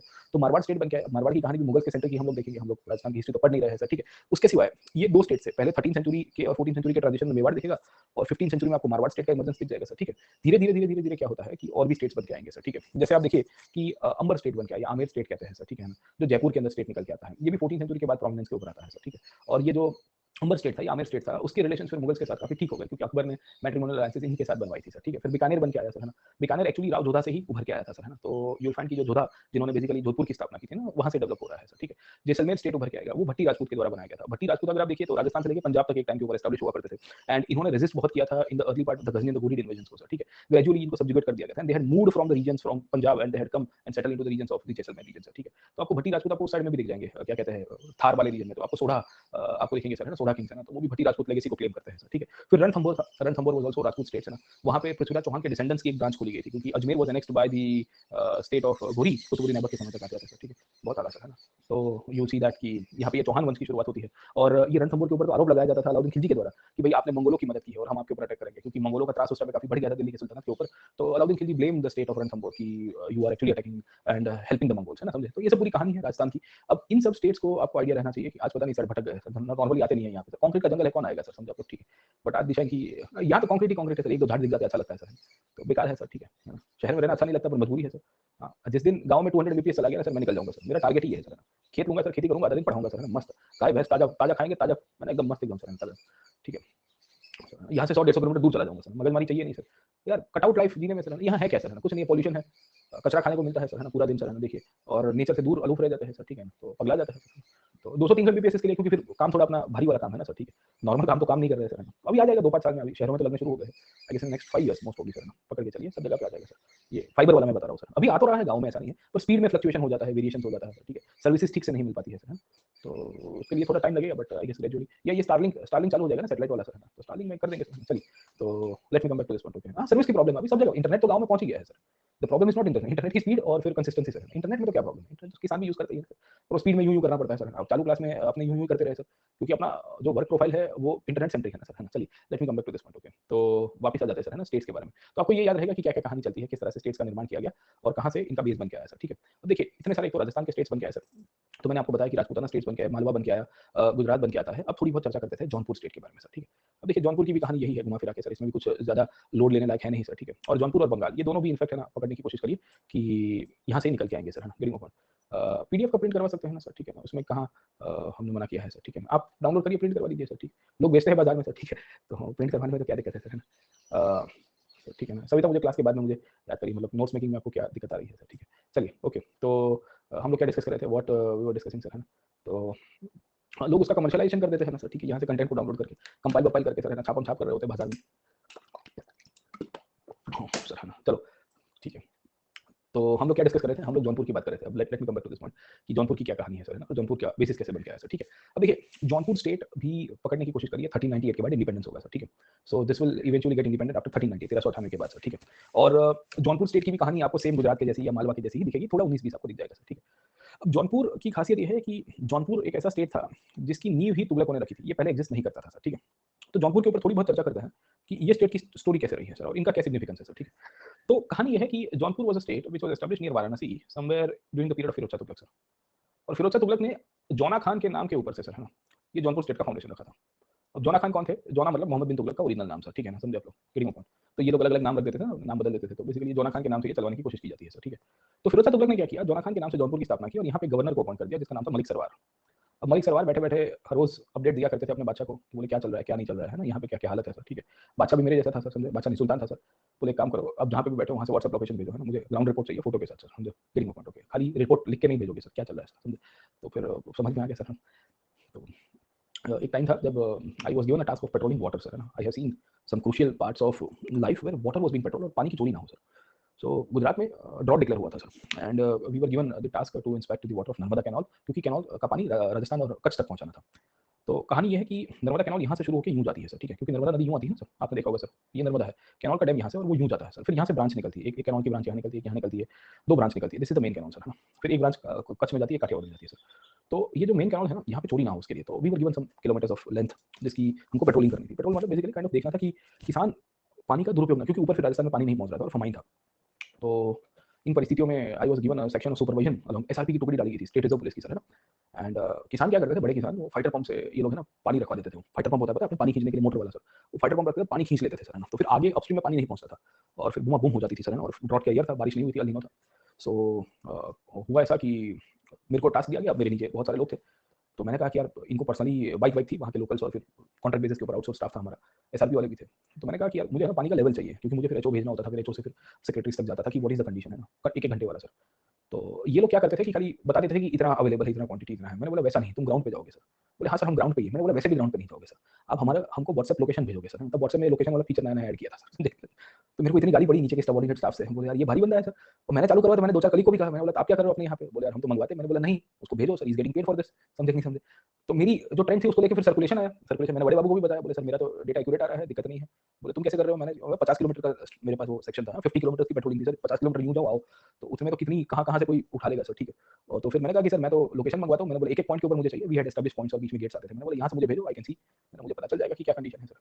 तो मैंने ये ट्रेंड चालू करा, मैंने बड़े बाबू को बोला, बड़े बाबू ने एक सर्कुलेशन निकाला डिपार्टमेंट में अलग अलग सब, बोले जहाँ जहाँ पानी की चोरी हो रही है वहाँ इस प्रकार की पेट्रोलिंग में जो भी टीम जा रही है उनको ग्राउंड लोकेशन भेजना। ठीक है, ये होता है सर एडमिनिस्ट्रेशन सर, समझा? गेटिंग? अब कहाँ यार मैं खुद 50 किलोमीटर में दिन में एक चक्कर मारता था, दो चक्कर मारता, कभी कभी 3 चक्कर मार देता, but that was practically impossible sir. You need to use the technology sir. तो ये व्हाट्सएप लोकेशन से मुझे याद आया कि बड़े बाबू जब बनते हैं तो क्या कर सकते हैं सर, ठीक है। फिर तो अब तो बहुत जगह यूज हो रहा है सर। तो फिर एक लॉ एंड ऑर्डर का इशू हुआ था, कभी बाद में बताएंगे, चलिए सर ठीक। तो मलिक सरवार के साथ ऐसा था कि मलिक सरवार हमेशा इसको अपडेट भेजा करता था कि क्या चल रहा है सर, है ना, किस तरह से चल रही है बातें सर। अरे ऑफिसर तो सब ऑनेस्ट होते हैं सर, है ना, एक आध दो ब्लैक शिप मिल जाते हैं कहीं ना कहीं सर। सब मतलब आपको क्या लगता है सरकार में सब करप्ट ही होते हैं सर? मतलब जीपीएससी यूपीएससी का सवाल नहीं है सर, ठीक। मतलब क्या, मतलब सबको ऐसे ही फुकट की खाने के लिए लोग सरकार में, मतलब एक इंप्रेशन ही बन गया सरकार मतलब खाता। अरे भाई ऐसा नहीं होता ना सर, ठीक है। एक दो पांच 10 बंदे होते हैं 100 में से, यार सबको जमीन बेचना कहाँ पसंद आता है सर, ठीक। करप्शन करने के लिए जमीन बेचना पड़ता है ना सर आपको, नॉट पॉसिबल सर। 5 10 25 कभी संख्या 25 तक भी चली जाएगी सर, तो उसमें फर्क नहीं पड़ता। देखिए मलिक सरवार की कहानी क्या है सर, ठीक है, ये व्हाट्सएप मैसेंजर वाला खेल था सर। तुगलक जब तक जिंदा था ना तब तक कोई दिक्कत नहीं है सर, गेटिंग पॉइंट, समझे कि नहीं समझे? तुगलक जब तक जिंदा था तब तक कोई दिक्कत नहीं है सर, ठीक है। प्रॉब्लम ये हो रहा है कि after the death of Firoz Shah Tughlaq, Malik Sarwar को थोड़ी मौज हो गई सर। मौज क्यों होगी सर? आपको भी पता है सर, आपका जो मुख्य शासक है उसका मृत्यु हो गया। फिरोज शाह तुगलक की मृत्यु के बाद लेटर तुगलक किंग पावर के ऊपर है, तो उसमें नसीरुद्दीन मोहम्मद करके एक राजा था, और उस टाइम पे तुगलक डायनेस्टी में दिल्ली में लड़ाई चल रही है सर, आयाराम गयाराम सुबह उठ रहे सरकार बदल रही है सर। मलिक सरवार जिस तरह से अपनी इंडिपेंडेंस को असर्ट कर रहा था सर, ठीक है, उसको कंटेन करने के लिए इसको टाइटल दिया गया सुल्तान उस सर्क। सुल्तान उल शर्क का मतलब है the master of the east. सुल्तान का मतलब होता है master sir, subordinate. Sultan is also mean subordinate, subordinate of the खलीफा और subordinate of the God sir, समझे आप लोग, ठीक है। सो होता ये है कि सुल्तान उल शर्क का टाइटल इसको दिया जाता है, और सुल्तान उल शर्क का टाइटल के थ्रू मलिक सरवार अपने आप को लेजिटिमाइज कर रहा है कि मैं ईस्ट का मास्टर बन गया, पूर्व का। मलिक सरवार राह देख रहा है कि आज नहीं तो कल दिल्ली की गद्दी कमजोर होगी, और जब आप कोई भी चीज शिद्दत से चाहते हो तो पूरी कायनात उसको मदद करती है सर, करती है कि नहीं करती। और 1398 में आ गया अपना तैमूर सर। तैमूर कहता है कि जय बात सर, और तैमूर ने जय बात किया, जौनपुर बिकम इंडिपेंडेंट, समझे कि नहीं समझे, है ना। तो यहाँ से ही क्या होता है कि शर्की डायनेस्टी की शुरुआत हुई। ये जो शर्की डायनेस्टी है ये जौनपुर के अंदर अपने आप को एस्टैब्लिश करेगी सर, प्रीमो पॉइंट, समझे। ये शर्कीज के साथ प्रॉब्लम ये हो रहा था कि ये इंडिपेंडेंट तो हो गए तैमूर के आक्रमण के बाद, बट तैमूर जब गया तब सैयद वंश आया, और सैयद को हटने के बाद जब लोधीज आए तो लोधी को पसंद नहीं आया कि हमारे बाजू में एक इतना पावरफुल किंगडम एस्टैब्लिश कर रहा है without our knowledge, without our control, है ना। तो Lodhi's will keep on fighting against the Jaunpur states, getting a point, समझे आप लोग। तो ये शर्की डायनेस्टी का ओरिजिन है। और सुल्तान उल शर्क जो नाम मैंने आपको बताया वो कहाँ से आया वो भी मैंने आपको इसकी ओरिजिन के साथ आपको लिंकअप करने की कोशिश की, तो पिक्चर क्लियर हुआ कि क्या होता है सर, है ना, with respect to the Sharqis and Sharqis कैसे पावर के ऊपर इनका ट्रांजिशन कैसे हुआ सर, ठीक है। तो मूल तरह से इनको भी तैमूर ने ही मदद की सर, है ना। तैमूर ना आता तो भारत में आप देखिए कि कितने रजवाड़े हैं बेचारे, सपने उनके कभी इंडिपेंडेंट होने के नहीं हो पाते सर, है ना। तो the Rajwada should be thankful to Timur कि भाई अच्छा तुम आए भाई, है ना, तुमने हमको आजादी दिलवाई सर दिल्ली सल्तनत से सर, है ना। बट सल्तनत से आजादी दिलाई, पर सल्तनत की जो एडमिनिस्ट्रेटिव साइड है, सल्तनत की जो लेगेसी है वो कहीं ना कहीं उन्होंने कैरी की है सर, ठीक है, समझे आप लोगों के। तो ये शर्की डायनेस्टी की शुरुआत होती है। ये शर्की डायनेस्टी में इसके जो फाउंडर थे वो तो मलिक सरवार हुआ करते थे सर। मलिक सरवार के बाद शर्की डायनेस्टी के अंदर बेसिकली और भी लोग आपको मिल जाएंगे सर, ठीक है। इसमें सबसे इंपॉर्टेंट राजा हमारे लिए है वो है इब्राहिम शाह। अब देखिए मलिक सरवार के समय से शर्की डायनेस्टी का फाउंडेशन हुआ 1394 95 99 तक आते आते ये अपने आप को इंडिपेंडेंट कर रहे हैं सर, ठीक है। और इब्राहिम शाह 1402 के बाद पावर के ऊपर है, 1402 से लेके 1444। अब this was the period of the climax period of the Sharki dynasty. क्यों सर? क्योंकि 1451 ऑनवर्ड से तो लोधी आ जाएंगे, और जब लोधी आ जाएंगे तो यू विल फाइंड कि इनको फिर दबाने की कोशिश की जाएगी सर, है ना। तो ये 40-50 साल जो थे 1400 से लेकर 1450 तक के पीरियड, इस पीरियड के समय पे we do come to know कि the Sharqis were able to retain their independence and they were able to actually work out in their own way sir, है ना। तो एक तो इब्राहिम शाह करके राजा आपको दिख जाएंगे सर, ठीक है। इब्राहिम शाह के बाद कंटिन्यूअसली लोधीज के साथ इनकी कॉन्फ्लिक्ट बढ़ जाती है, तो conflict against the Lodhi's increase sir, है ना। उसमें बहालू लोधी करके जो राजा था उसने इसने ऊपर अटैक करने की शुरुआत की sir, केलिंग open. And over period of time इनके यहाँ पे ही जब आखिर का राजा हमको हुसैन शाह शर्की दिखेंगे, ये हुसैन शाह शर्की के बाद तक आते आते फाइनली ये लोग डिक्लाइन के ऊपर चले जाएंगे सर, समझे आप लोग। तो इनके यहाँ पे आपको 3 चीजें दिखेगी सर, गेटिंग ओपन। 1505 में फाइनली इनका एनेक्सेशन हुआ और इनका बंटाधार हो जाता है।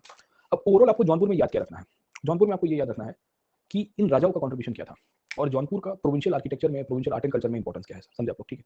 तो फिर से हम लोग चले जाते हैं जौनपुर के अंतर्गत और फिर से देखते हैं कि इनका कल्चरल कंट्रीब्यूशन क्या था सर, ठीक है, गेटिंग ओपन। अब जौनपुर की प्रासंगिकता बताइए, आपको कभी कभी पूछेगा, जैसे बहमनी किंगडम में एक बार महमूद गवान का कंट्रीब्यूशन पूछ दिया था, तो आपको पूछा जा सकता है कि इब्राहिम शाह का कंट्रीब्यूशन बताइए या मलिक सरवार का बता दिया, जौनपुर एज अ स्टेट के फीचर्स बता दीजिए कि भाई what is the significance of Jaunpur. अब प्रॉब्लम क्या हुआ कि जौनपुर का इमरजेंस क्यों हुआ? Because of Taimur invasion. 1398 में तैमूर आया, उसके कारण जौनपुर का इमरजेंस हुआ, जौनपुर इंडिपेंडेंट हो गया ना उसके बाद सर, है ना, समझे नहीं समझे। ये जौनपुर का तेल बहुत फेमस है क्या सर? तेल तेल बाल में डालने वाला तेल सर, मेरा एक दोस्त वो डायलॉग बोलता, बोले जौनपुरिया तेल डाल के आए हो सर, स्कूल में आते थे ना हम लोग, ठीक है, तो मुझे पता नहीं था अभी तक, तो फेंका फेंकी कर रहा था सर। तो हमारे मदर जो थे वो महाभृंगराज तेल डालते थे, महाभृंगराज की जो क्या कहते हैं कि अरोमा है बहुत खतरनाक है सर, ठीक है। तो स्कूल में थे तो we did not have this freedom ना टू चूज कि what kind of hair oil should I use. तो मेरे पीछे बैठता था, बोलता ये जौनपुरिया तेल डाल के कहाँ आए बनाए खाना, समझे, मतलब जौनपुरिया तेल क्या होता है, जौनपुर का एक तेल बहुत फेमस है सर, ठीक। तो कुछ भी फेंक रहा होता है स्कूल में, होता है फेंका, यू नो दिस ना, स्कूल में कैसी चलती है दुनिया, अलग ही चलती है सर उसमें सर, है ना। और you also feel that this is correct. और अभी तो क्या है कि इंटरनेट आ गया, यू कैन क्रॉस चेक, बच्चे भी स्मार्ट हो गए, जैसे कुछ बोलोगे चेक कर देंगे, बोला सही है। हमारी जनरेशन में तो जो जो सत्य हो गया ब्रह्म वचन हो जाता है सर, ठीक है। और इसमें जो कोई गैंग लीडर होगा 4-5 लोगों को साथ में लेके चल रहा है, उसमें आजू-बाजू में उसके फोल्डर लोग होते हैं सर, और भी क्लासमेट बोलेंगे कि हाँ भाई इसने बोला वो सही है सर, चलो चलिए सर, है ना। तो कहानी क्या है सर, है ना? अरे छठी सातवीं के बच्चों को कहाँ डबल मीनिंग और सिंगल मीनिंग समझ में आता था सर, ठीक है। हमारे यहाँ पे अलग ही कहानी है सर, ठीक है। हम उतने भ्रष्ट नहीं होते जितने आज की जनरेशन है सर, ठीक है। आज की generation because of technological interface भ्रष्ट हो चुकी है सर, समझे आप लोग। हमारी जनरेशन उतनी भ्रष्ट नहीं हुई थी सर इन सब चीज, क्योंकि हमारे पास इंटरफेसेस कम थे ना सर। चलिए let me come back to this point, okay. तो कहानी क्या है सर, आज की जनरेशन भ्रष्ट हो गई है क्योंकि माँ बाप ध्यान नहीं रख पा रहे। माँ बाप अपने फोन में बिजी है, बच्चों को फोन देके बैठा है सर, ठीक है। बच्चे किसके साथ बात कर रहे हैं, किसके साथ नहीं कर रहे हैं सर, है ना। अब देखिए सर, है ना, you see what is happening sir actually. फिर बोलते बच्चे बिगड़ गए, फिर बिगड़ ही जाएंगे ना सर, हाँ, समझे, ओके। तो ये कहानी अलग ही है सर। हम ठीक है, वो भोली वाली हमारी कहानी थी सर, ठीक है। हम इन सब से तो बहुत परे थे सर, इन सब चीज़ों से। चलिए let me come back to this point, okay. तो ये जौनपुर की कहानी आपको दिखेगी, टिकटॉक बनाते हैं बच्चे सर, है ना। तो जौनपुर की स्टोरी क्या है सर, अब देखिए let me come back to this point. Jaunpur का कंट्रीब्यूशन क्या है as an important place of art and culture के हिसाब से सर, है ना। सीधा इसी के ऊपर आ जाते हैं कि क्या स्टोरी रही है जौनपुर की सर, प्रश्न यहाँ से ही आएगा जैसे राणा कुंभा के ऊपर आ गया है, ठीक है। जौनपुर का सिग्निफिकेंस आपको पहले बताना है कि जौनपुर का इंपॉर्टेंस क्या था as a place of art and culture.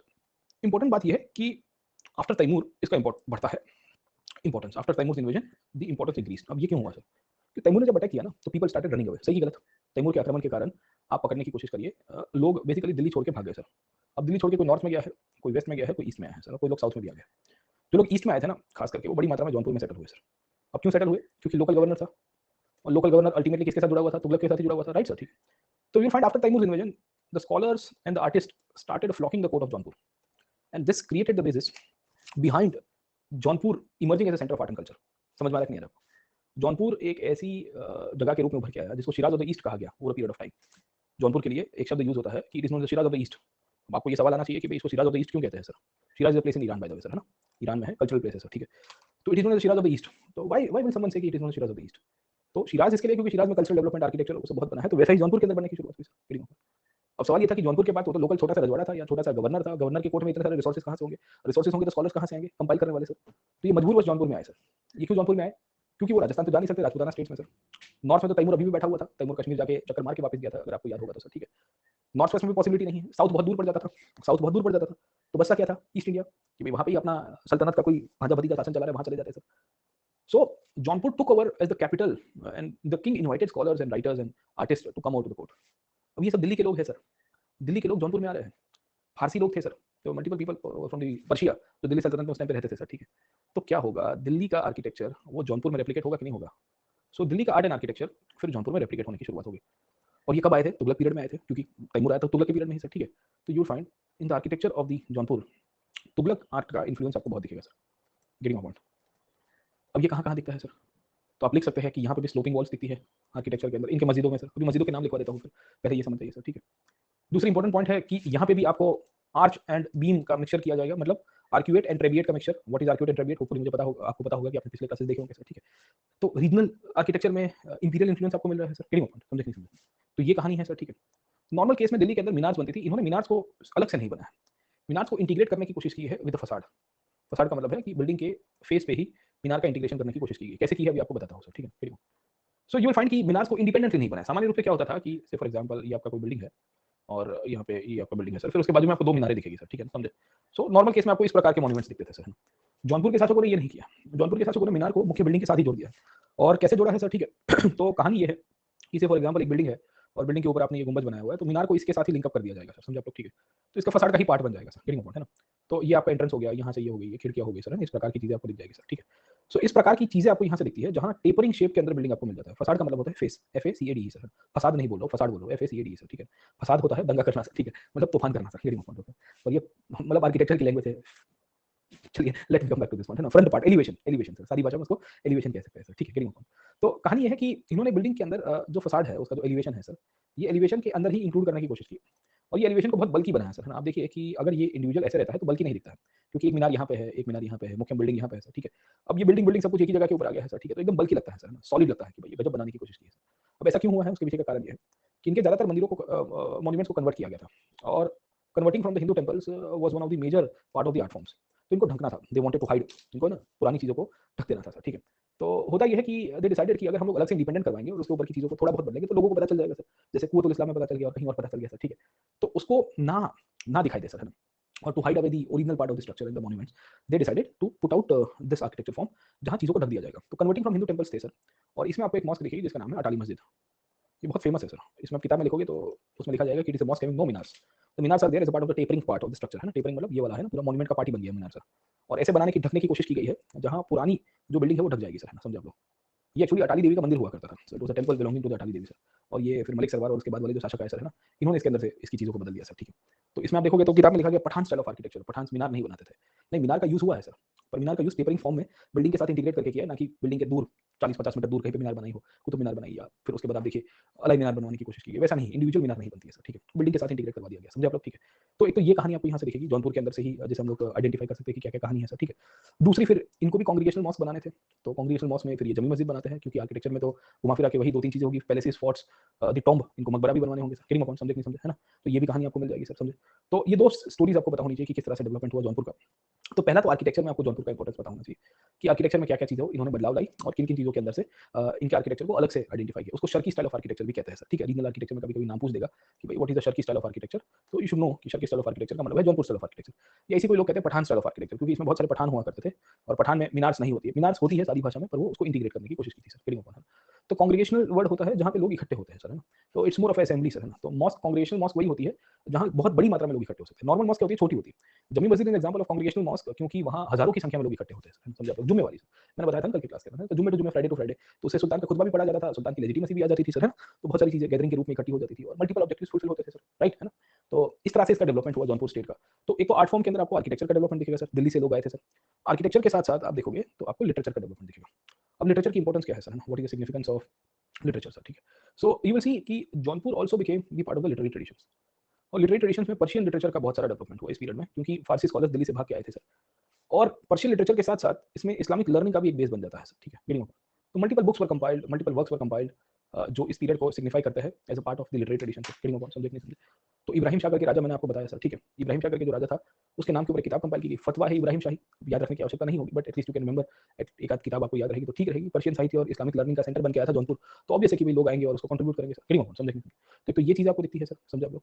दूसरी पॉइंट अगर आप समझने की कोशिश करिए, हमको ये भी पता चलता है कि जो लिटरेचर डेवलपमेंट हो रहा है तो उसमें इस्लामिक लर्निंग था तो कुरान की स्क्रिप्ट भी डेवलप होगी सर, तो कैलीग्राफी का आर्ट फॉर्म भी बनेगा सर, समझे कि नहीं समझे? Meaning of. So you will find कि ये कैलीग्राफी का आर्ट बनता है यहाँ पे सर। और ये calligraphy as an art form also emerge, जैसे गुजरात में हुआ था मैन्युस्क्रिप्ट बेस्ड कैलीग्राफी का डेवलपमेंट सर, है ना? और कुरान को कैलीग्राफ किया गया था विद अ न्यू स्क्रिप्ट, एक नई स्क्रिप्ट बनती है, ऑर्नामेंटल स्क्रिप्ट बनती है सर, ठीक है। ये ऑर्नामेंटल स्क्रिप्ट आज की तारीख में भी आप समझने की कोशिश करिए, बहुत रिलेवेंस है क्योंकि इसमें टेक्स्ट की जगह अगर आप पकड़ने की कोशिश करिए, उसकी फ्रेम को हाईलाइट किया जाता है सर, ठीक है। So a new script emerge as a part of ornamentation, जो सिराज ऑफ द ईस्ट के रूप में कहा गया है, उसमें उसकी फ्रेम को ज्यादा इंपॉर्टेंस है rather than the script itself sir, है ना? और फ्रेम का जिस तरह से डेकोरेशन है तो ऑटोमेटिकली स्क्रिप्ट उभर के बाहर आ जाती है। कभी-कभी आपने देखा होगा कि कुछ-कुछ चीज़ों की फ्रेमिंग ऐसी की जाती है, अक्षर सिंपल होते हैं सर, ठीक है ना? Reading upon. तो आरबीएसक्यू डिजाइन इन्होंने यूज़ किया, आरबीएसक्यू डिजाइन मतलब वो फूल-फूल वाली हमने आपको बताया था ना सर, ठीक है ना? वो सब बनाने की क्रीपर्स को यूज़ किया इन्होंने बॉर्डर्स के रूप में सर, ठीक है। तो ये शिराज़ के आप पर्शिया में चले जाओगे, ईरान में सर, है ना? वहाँ पे आपको आरबीएसक्यू आर्ट बहुत दिखता है सर, है ना? तो वैसा ही आर्ट यहाँ पे लाने की कोशिश की गई है जौनपुर के अंदर सर, समझे आप लोग, ठीक है। तो you can highlight the case कि क्या-क्या स्टोरी यहाँ पे रहती है Jaunpur as a part of the literature. और जब लिटरेरी डेवलपमेंट हुए पर्शियन लिटरेचर के रूप में और वहाँ पे मदरसास का निर्माण किया गया, इस्लामिक लर्निंग का डेवलपमेंट हुआ, अलग-अलग किताबें लिखी जाती है सर, है ना? संस्कृत से पर्शियन में यहाँ पे भी ट्रांसलेशन होगा क्योंकि लोकल वाराणसी वाला रीजन था तो संस्कृत की नॉलेज भी इनको मिलने की शुरुआत हुई थी सर, ठीक है। तो वो सब चीज़ें आप इसके अंदर से कंपाइल कर सकते हो जौनपुर के बेसिस के रूप में सर, ठीक है ना? तो ये भी इसके अंदर से डेवलपमेंट दिखेगा। लास्ट पॉइंट आपको दिखेगा कि जौनपुर के जो राजा थे, उनको संगीत में भी इंटरेस्ट है, जैसे गुजरात के अंदर बहादुर शाह को था सर, ठीक है। तो और राणा कुंभा को था सर, ठीक है। तो यू विल फाइंड कि इसमें मैंने आपको हुसैन शाह शर्की के बारे में बताया। हुसैन शाह शर्की सबसे आखिर के राजा थे जौनपुर के अंदर, फिर उसके बाद तो सिकंदर लोदी ने इनको खत्म कर दिया सर, ठीक है। इनका कंट्रीब्यूशन संगीत में दिखेगा और म्यूजिक में आप देखिए कि दिल्ली सल्तनत की छाप दिखती है। अब दिल्ली सल्तनत में हो गए आमिर खुसरो सर, है ना? और आमिर खुसरो साहब को अगर आप समझिए तो इन्होंने ख्याल नाम के एक संगीत की रचना की थी सर, है ना? कभी-कभी मेरे मन में ख्याल आता है, तुम होती तो ये होता, तुम होती तो वो होता सर, ठीक है ना? अब खुसरो तो बहुत पहले हो गए सर, 13th सेंचुरी और 14th सेंचुरी के ट्रांजिशन में सर। तो यहाँ जौनपुर के अंदर आपको पता चलेगा कि हुसैन शाह सरकी जैसे राजा जो है, वो ख्याल में अपनी ख्याल पेश करेंगे। ख्याल का मतलब ये होता है ऑर्नामेंटेशन सर, किडिंग अपॉन। और ऑर्नामेंटेशन का बेसिस का मतलब ये होता है कि आप जो भी लिरिक्स कंपाइल कर रहे हो उसमें फ्लावरी लिरिक्स को बहुत ही इंपॉर्टेंस दिया जाएगा सर, ठीक है। सो ख्याल का कंपाइलेशन आपको यहाँ पे दिखेगा। नए-नए रागों का निर्माण देखिए, this was a period of musical development. तो different ragas were also created by this time sir, है ना? तो ये भी जौनपुर स्टेट का इंपॉर्टेंस मिलता है आपको। और राजा खुद अपने आप को गांधर्व का टाइटल देते हैं सर, है ना? तो गांधर्व अगर आपको पता होगा तो वाज़ अ वेद, जिसे उपवेद कहते हैं। और ये उपवेद मूलतः से अगर आप पकड़ने की कोशिश करिए ये सामवेद से आया था सर, ठीक है, गेटिंग पॉइंट। तो राजा खुद अपने आप को गंधर्व का टाइटल बताने की कोशिश करेंगे सर, है ना। सिराज हिंद, ये सिराज हिंद काइंड ऑफ आप पकड़ने की कोशिश करिए कि ये आर्ट फॉर्म से ही रिलेटेड होगा सर, है ना, मोस्ट प्रोबब्ली, क्योंकि सिराज के नाम से ही जुड़ा हुआ कल्चरल प्लेस भी है सर, ठीक है। तो ये इनका सिग्निफिकेंस दिखता है। तो जौनपुर की कहानी ऐसी है कि ये 1398-99 के बाद इंडिपेंडेंट हुआ, मलिक सरवार के समय 1394 से ये लोग पावरफुल हो गए थे, 1399 तक आते-आते तो ये इंडिपेंडेंट होते हैं और फाइनली 1505 तक आते-आते इनका पूरा लेगेसी चलेगा 100 साल तक। 1505 में सिकंदर लोधी इनको खत्म कर देंगे सर, और सिकंदर लोधी को खत्म करने के बाद इनकी एग्जिस्टेंस फिर बहुत कमजोर हो जाती है। ये मुगलों के अंडर में फिर पठानों के रूप में काम करेंगे सर, है ना। सो ये जो बाबरी मस्जिद जो है उसकी फाउंडेशन की नींव जो है वो शर्कियों ने रखी थी सर, आप किताब में कभी पढ़िए या उसका ओरिजिन देखोगे सर, है ना, मुगल्स के केस में। ये शर्की यही लोग थे क्योंकि now they accepted the suzerainty of the Mughals over a period of time sir, है ना। तो 1526 के बाद जब बाबर आएगा और उसकी आगे की बात होगी सर, है ना, तो वहाँ पे आपको शर्कीज़ का फिर से उल्लेख थोड़ा बहुत हम लोग कर देंगे। खैर बाबरी को लेकर तब तो सुप्रीम कोर्ट का स्टांस क्लियर है कि what can be the ultimate way out sir, है ना। चलिए, तो एक तो ये कहानी आपको क्लियर हो जानी चाहिए कि क्या-क्या चीज़ें थी जौनपुर को लेके। तो जौनपुर में प्रश्न जो आएगा वो कल्चरल डेवलपमेंट से ही आएगा इस पीरियड के अंदर से, और लिटरेरी डेवलपमेंट से आएगा कि भाई रीजनल स्टेट्स का कंट्रीब्यूशन बता दिए आर्ट एंड कल्चर से, है ना, समझे आप लोग। तो क्या-क्या स्टोरी है, किस तरह से चलता है। अब जौनपुर जब डेवलप हो रहा था, बाय द वे ये अटारी मस्जिद में बता रहा था सर, ठीक है ना। तो if you can C over here यहाँ पे इन्होंने क्या किया है कि इट्स अ टेंपल एक्चुअली, ये टेंपल के आगे की साइड के ऊपर फसाड इस तरह का बना दिया है ना, चिपका दिया है सर, ठीक है, पत्थर का यूज़ करके। और फिर पीछे जो है वो आप देखिए जैसे ये कॉलम्स दिखेंगे सर, है ना, ये कॉलम्स आपको टेंपल के अंदर ही दिखते हैं सर, ठीक है, reading upon. So this columns are traditionally part of the temple art form, दिख रहा है आपको यहाँ पे ये बेल दिख रहा है इस प्रकार का सर, ठीक है। तो उसको फिर छुपाने की कोशिश की गई सर, इसके लिए इस प्रकार से बनवाया सर, है ना। जैसे ये अटाली मस्जिद है सर आपका सर, ठीक है। तो इफ यू कैन सी इसमें मीनार है actually, this are the minars, okay. और ये मीनार को इन्होंने फसाड के रूप में इस तरह से इंक्लूड किया है, तो आपको ओवरऑल इंडिपेंडेंट मीनार नहीं दिखता है सर, ठीक है। तो ये इन्होंने डेवलपमेंट किया था आर्ट फॉर्म के अंदर। चलिए सर, ठीक है। तो नेक्स्ट चलते हैं आगे और रीजनल स्टेट्स में एक और स्टेट देखते हैं, बंगाल। और बंगाल के अंदर से भी प्रश्न नहीं आएगा सर, ठीक है ना। बंगाल इतना भारी शब्द है या इतना भारी इनफैक्ट है ना रीजनल स्टेट है जहाँ मतलब आप थक जाओगे उसका समझते-समझते सर कि बंगाल की कहानी क्या है। बंगाल में भी कल्चरल डेवलपमेंट ही हम लोग पढ़ेंगे, बट 2 मिनट उसकी पॉलिटिकल हिस्ट्री के बारे में थोड़ा बहुत बता देते हैं सर, है ना, क्या-क्या कहानी रहती है सर, ठीक है। Just a second. अच्छा इधर है बाटली, मैं बाटली ढूँढ रहा था सर, है ना, इधर से उधर।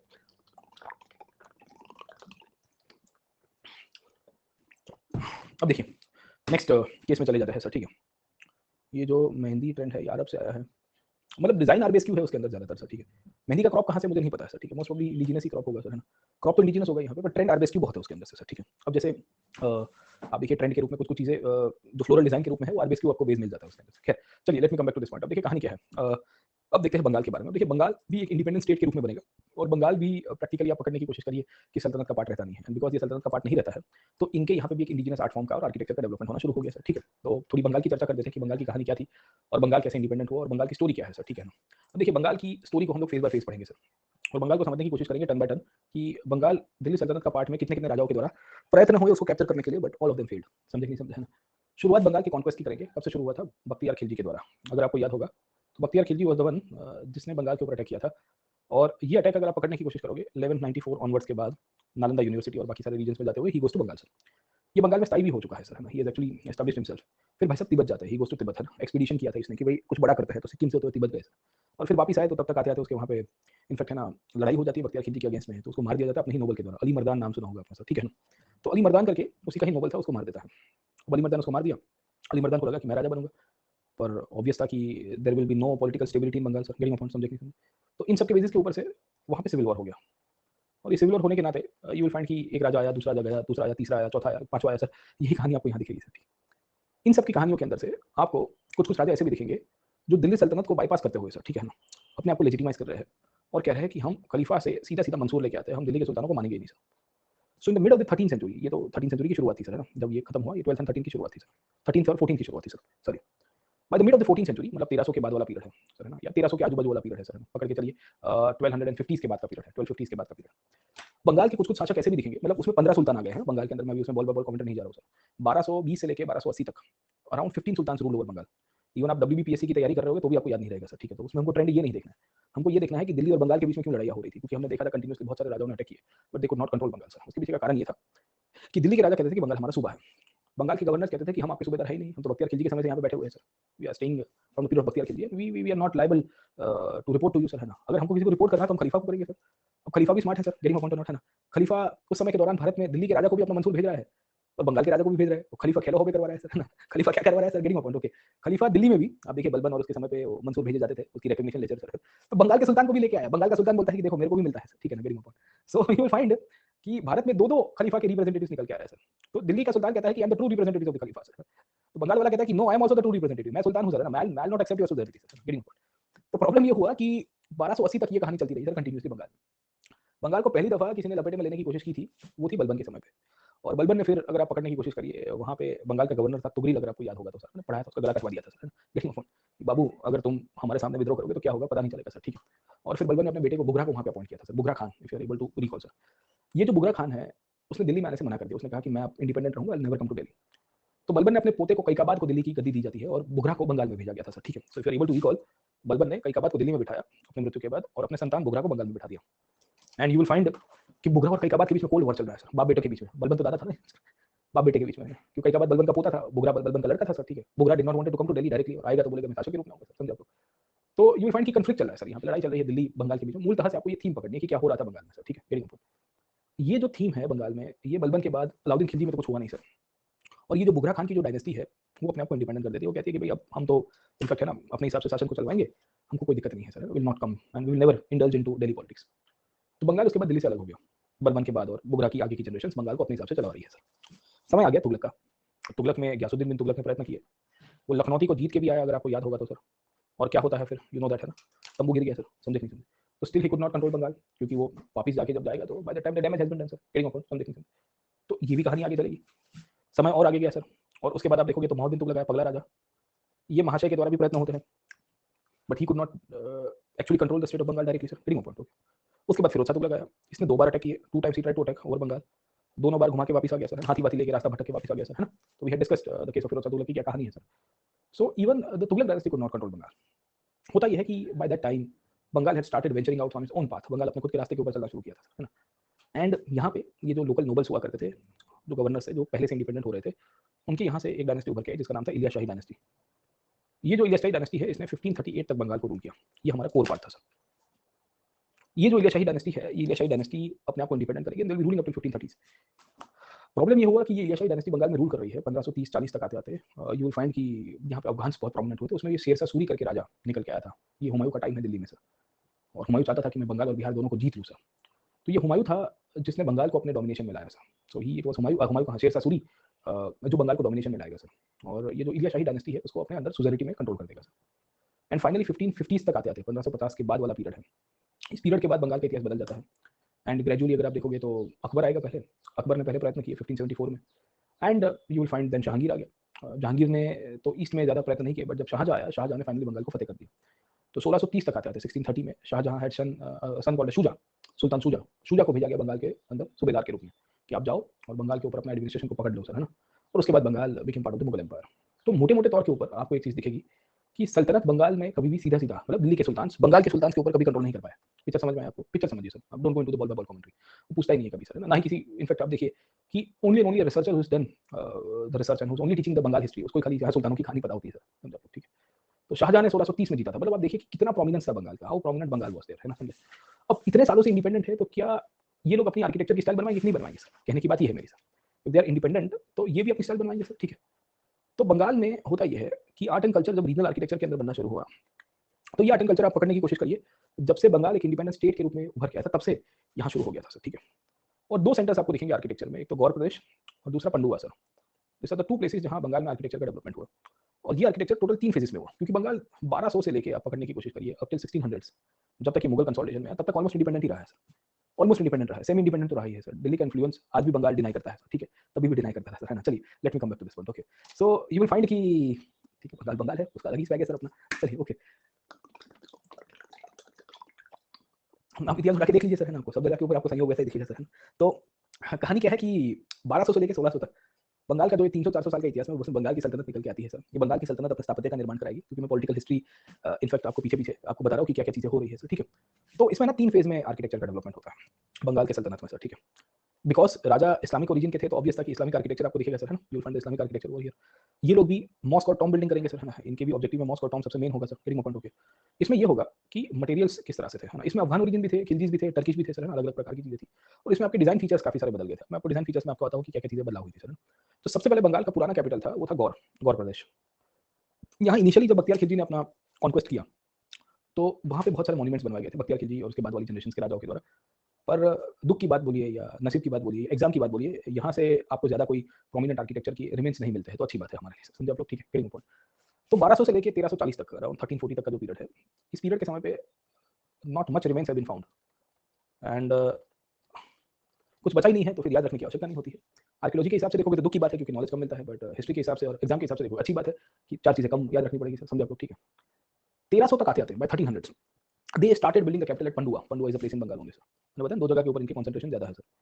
यहाँ पे इन्होंने डिजाइन चेंजेस करना शुरू किया। अब देखिए बंगाल का लोकल आर्किटेक्चर है तो इन्फ्लुएंस तो आएगा कि नहीं आएगा सर, ठीक है।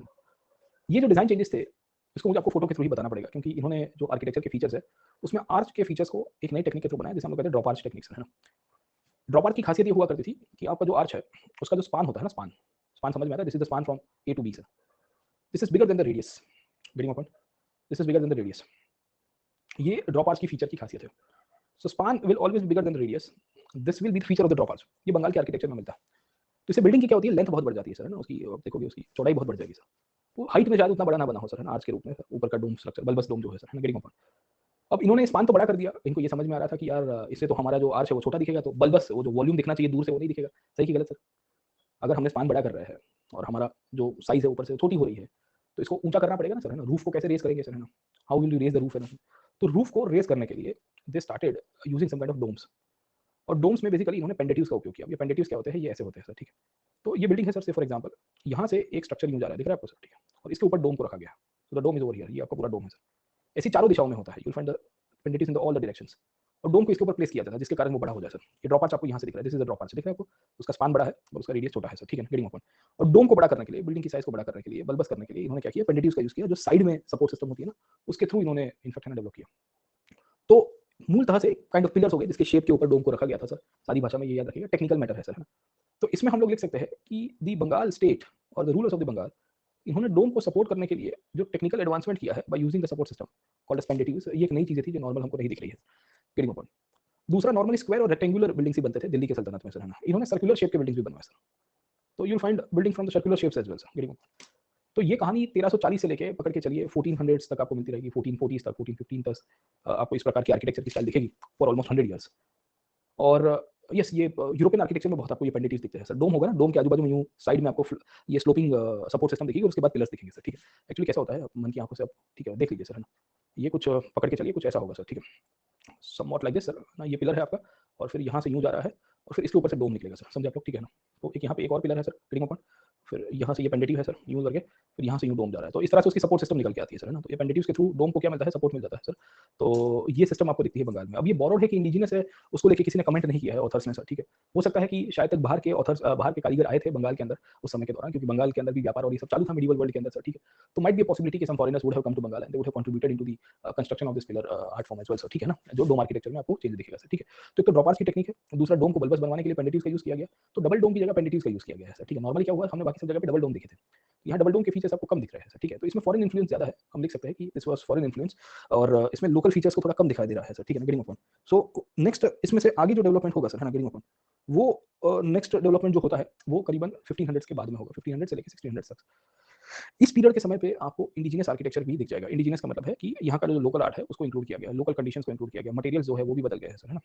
नॉर्मली क्या होता था कि पहले ब्रिक्स का यूज बहुत हुआ, टेराकोटा का यूज बहुत होता था सर, है ना। टेराकोटा जो आपका स्टोन है सर, ठीक है, उसका फिर उसके बाद बाम्बू का यूज होता है सर। तो ये 1500 से लेकर 1600 तक का जो पीरियड है ना सर, इसमें आप देखोगे तो बाम्बू का यूज बहुत बड़ी मात्रा में you will find large scale use of bamboo architecture in the art form only sir, ठीक है। तो ये किसकी खासियत आपको मिलेगी, bamboo art, bamboo local architecture के रूप में सर। दूसरा, इन्होंने ये जो ड्रॉप आर्ट के जो फीचर्स पूरी तरह से इनफैक्ट बनवाए थे, उसमें इन्होंने जो आर्च बनाए थे उसमें भी बाम्बू का यूज करते हैं सर, ठीक है। और ये लोग क्या करेंगे, कर्व स्लैंटिंग रूफ्स का उपयोग करेंगे। जैसे फॉर एग्जांपल यहाँ पे एक बिल्डिंग है, तो यूं तरह से इस तरह के आपको स्लैंटिंग रूफ दिखेंगे सर, समझे। तो यहाँ से आपका बिल्डिंग का एंट्री दिया गया सर, ठीक है। तो स्लोपिंग रूफ का उपयोग किया गया है। स्लोपिंग रूफ का उपयोग दो तरह से फायदे कारक रहा है। एक तो लोकल मटेरियल का यूज किया गया है सर, इसके अंदर से टेराकोटा हो गई, ब्रिक्स हो गई, बाम्बू यूज हो गए सर, है ना, ब्रिक्स, टेराकोटा, बाम्बू सर, है ना, उसका उपयोग किया गया। दूसरा क्या है कि भाई इससे एक नई टेक्निक डेवलप हुई, इसी को ही बांग्ला रूफ कहते हैं। ये बांग्ला रूफ ओवरऑल जब मुगल्स बंगाल के ऊपर जीतेंगे ना, तो मुगल्स ने अपने आर्ट फॉर्म के अंदर इंटीग्रेट कर दिया सर, कि भाई ये तो बढ़िया है सर, है ना। मुगल्स ने उसको इंटीग्रेट करने की शुरुआत की। तो ये बंगाल के सल्तनत की खासियत आपको दिखेगी, और बंगाली सल्तनत में आपको इस प्रकार के आर्ट फॉर्म्स बहुत प्रोमिनेंटली दिख जाता है, जो इनफैक्ट है ना इस पीरियड में 1 2 3 फेजेस के अंदर बनेंगे सर, समझे आप लोग, ठीक है ना। तो कहानी समझ में आ गई कि 1200 से लेके 1340 1440 और 1530 से लेके 1600 तक का जो पीरियड है उसमें 3 फेजेस में बंगाल का आर्किटेक्चर बना। ये आर्किटेक्चर में मैंने आपको बताया कि ये 3 फेजेस में आया सर, है ना, जिसको अभी हमने डिफाइन किया सर किस तरह से वो टेराकोटा के टाइल्स बनते हैं और इसमें फिर एक से एक आपको बांग्ला रूफ का उपयोग मिल जाएगा। अब ये कहाँ-कहाँ बनता है, तो पंडुआ के अंदर आपको मॉस्क दिखेगी, या पकड़ने की कोशिश करोगे तो अदीना मस्जिद दिख जाती है, 7 गुंबद दिखता है, मतलब 7 टोम्स हुआ करते थे उसके अंदर, लोटान मस्जिद दिख जाती है सर, ठीक है ना। तो ये सर ऑल द एग्जांपल्स जो आपको याद रखने हैं, उनमें से 1-2 याद रह जाएगा तो बहुत हो जाएगा सर, ठीक है, समझे कि नहीं समझे। बट इसमें ये बांग्ला रूफ का यूज़ और ब्लैक मार्बल का यूज़ और बाम्बू का यूज़ है ना, 3 चीज़ आपको क्लियर हो जानी चाहिए कि रीजनल आर्किटेक्चर में क्या-क्या बदलाव आया सर ना इस पीरियड के समय तक आते हैं। तो this was also feature of the architecture of Bengal sir, है ना, ये वाला है आपकी सर, है ना, मॉस्क है, इसमें ब्लैक मार्बल का यूज़ है, टेराकोटा है और ब्रिक्स का है सर। अब ये बांग्ला रूफ है, उसका फोटो नेक्स्ट टाइम के ऊपर कभी आपको दिखा दूँगा सर, ठीक है। तो ये याद रहेगा सर आपको क्या-क्या कहानी है सर। तो ये भी बंगाल की स्टोरी है। अब देखिए, दिल्ली सल्तनत के समकालीन राज्यों में जब डेवलपमेंट हुआ तो इतने सारे स्टेट्स इंडिपेंडेंट हुए। अब इसके सिवाय आसाम भी इस पीरियड के अंदर आप देखोगे तो इंडिपेंडेंट होगा। फिर उड़ीसा भी आप पकड़ने की कोशिश करोगे तो अपने आप को रीएस्टैब्लिश कर रहा है। इनफैक्ट फिरोज शाह तुगलक ने उड़ीसा वाले रीजन पे भी चक्कर मार के आया था जब वो बंगाल गया होता है सर, ठीक है, भटक-भटक के सर, हमने पढ़ा था उसको थोड़ा बहुत सर, है ना, समझे।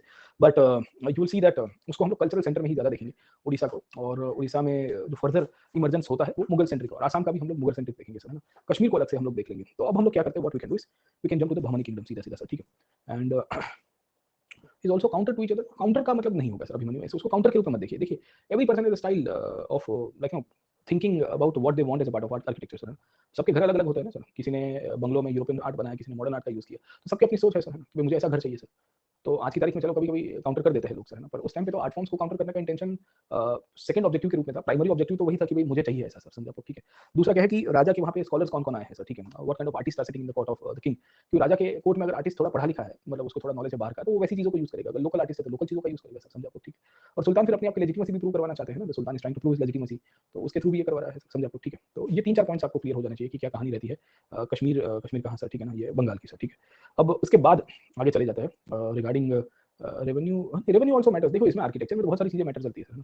Revenue, locally available material, the design factors, the nature of the workmanship की कारीगर कहाँ से बिलोंग करता है एंड उसका बेसिस क्या है सर, ठीक है। The thinking of the king as well, the sultan role as well. Okay, सुल्तान मॉस्क बनाना चाहता है तो फॉरेन इन्फ्लुएंस वाला है, लोकल इन्फ्लुएंस वाला है, तो बहुत डाइवर्सिफाइंग फैक्टर्स है ना। आपने घर बनाया कभी सर? आप अपना घर बनाओ सर कभी फैमिली के साथ बैठ के कि भाई मुझे 4 बीएचके घर क्रिएट करना है 100 गज की जमीन के ऊपर। फिर देखिए क्या हालत होती है। मिडिल क्लास 100 गज से ऊपर ज़्यादा जा नहीं पाता इसके लिए सर, ठीक है।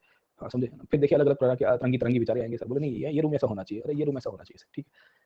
मैं एक्चुअली सिविल इंजीनियरिंग का काम करता था ना, तो 1-2 प्रोजेक्ट किए थे हमने, मतलब दोस्त लोग के साथ मिलके। तो उसमें करीबन 200 ढाई 300 गज के आसपास का प्लॉट था सर, बहुत बढ़िया प्लॉट था और काफ़ी वेल टू डू फैमिली को घर का डिज़ाइन करना था। तो आर्किटेक्ट था उनके पास, हम इंजीनियरिंग साइड से थे। मतलब हमारी टीम के थे सर। तो वो डिज़ाइन को लेके घर में झगड़ पड़े सर। मतलब झगड़े पड़े, मतलब ऐसा झगड़े की बात मत करिए सर, है ना। बोले मैं नहीं रहूँगा ये घर में, तुम तुम्हारे, मतलब फादर सन के बीच में कॉन्फ्लिक्ट चल रही है सर। तो दोनों बिज़नेस, जॉइंट फैमिली बिज़नेस था सर, है ना। तो फादर बोल रहे हैं कि घर का डिज़ाइन ऐसा होना चाहिए, मैं अपने, है ना, अपने प्राइम के ऊपर वो मुझे घर बनाना है सर। बच्चे बोल रहे हैं कि नहीं ऐसा होना चाहिए सर। लड़का बोल रहा है कि मैं नहीं रहूँगा, मैं, फिर हमको इंटरवीन करना पड़ा। सबको साथ में रहना है सर, ठीक है। तो बहुत भारी चीज़ है सर आर्किटेक्चर, क्योंकि सबके टेस्ट अलग-अलग होते हैं ना, सबकी प्रेफरेंसेस अलग-अलग होती है सर, है ना। तो देयर आर मल्टीपल ओपिनियंस कि भाई मुझे पर्दे ऐसे, मतलब वो तो इंटीरियर की बात है। इंटीरियर तो पर्दे-वर्दे में तो अलग लड़ाई होती है सर, है ना। तकिए का चद्दर कैसा होगा, तो ये होगा वो। बेसिक डिज़ाइन को लेके लड़ाई हो रही है, गार्डन यहाँ पे होना चाहिए, नहीं गार्डन पीछे होना चाहिए, है ना। पार्किंग इधर होना चाहिए, 4 गाड़ी का पार्किंग चाहिए। बाप बोलता है नहीं 2 गाड़ी में चल जाएगा, 1 गाड़ी बाहर आ जाएगी, बड़ा प्लॉट करेंगे। बड़े भाई साहब, है ना, क्या कर रहे हो? इतनी बार इन्होंने प्लान चेंज करवाया, हमारा आर्किटेक्ट बौखला गया था। बोले यार ये इनको कोई लेके जाओ, मैं प्रोजेक्ट छोड़ के चला जाऊँगा सर, ठीक है। और वो पैसा नहीं चाहिए, दिमाग की शांति थी। क्योंकि उनके घर के क्लैश जो है वो हमारी टीम में आ जाते थे सर, ठीक है। अब हम जब तक वो प्लान को ओके नहीं करते हैं, सैंक्शन नहीं करते, तब तक हम लोग लाइन मैपिंग नहीं करते। लाइन दोरी कही हम लोग, है ना, सारी भाषा में ड्राफ्टिंग करना पड़ता है ना ग्राउंड के ऊपर सर, है ना। तो चूना लगवाना पड़ता है कि कहाँ से खड्डा खोदना है, फाउंडेशन। प्लान एक्सेप्ट होगा तो प्लान एक्सेप्टेंस करने में भी महीना लगवा दिया उन्होंने। तब तक हमारा काम बेकार, कहीं बैठे हुए रोज़ धारे, बोले अब क्या करना है आज क्या है सर, ठीक है। तो मेरे लेबर भी भाग गए उसमें, बोले सर काम नहीं मिल रहा है। मैंने बोला भाई मिलेगा, अभी चालू करेंगे हफ्ते दिन, ठीक है। भाई साहब, है ना, बहुत गलत कहानी है। तो ये जो आप आर्किटेक्चर की बात करो ना, तो उसमें आप इसको ऐसे नहीं देख सकते कि भाई उसमें क्यों ऐसा बनाया सर, है ना। चलो अब देखिए आगे की कहानी क्या है सर, ठीक है। आगे की कहानी,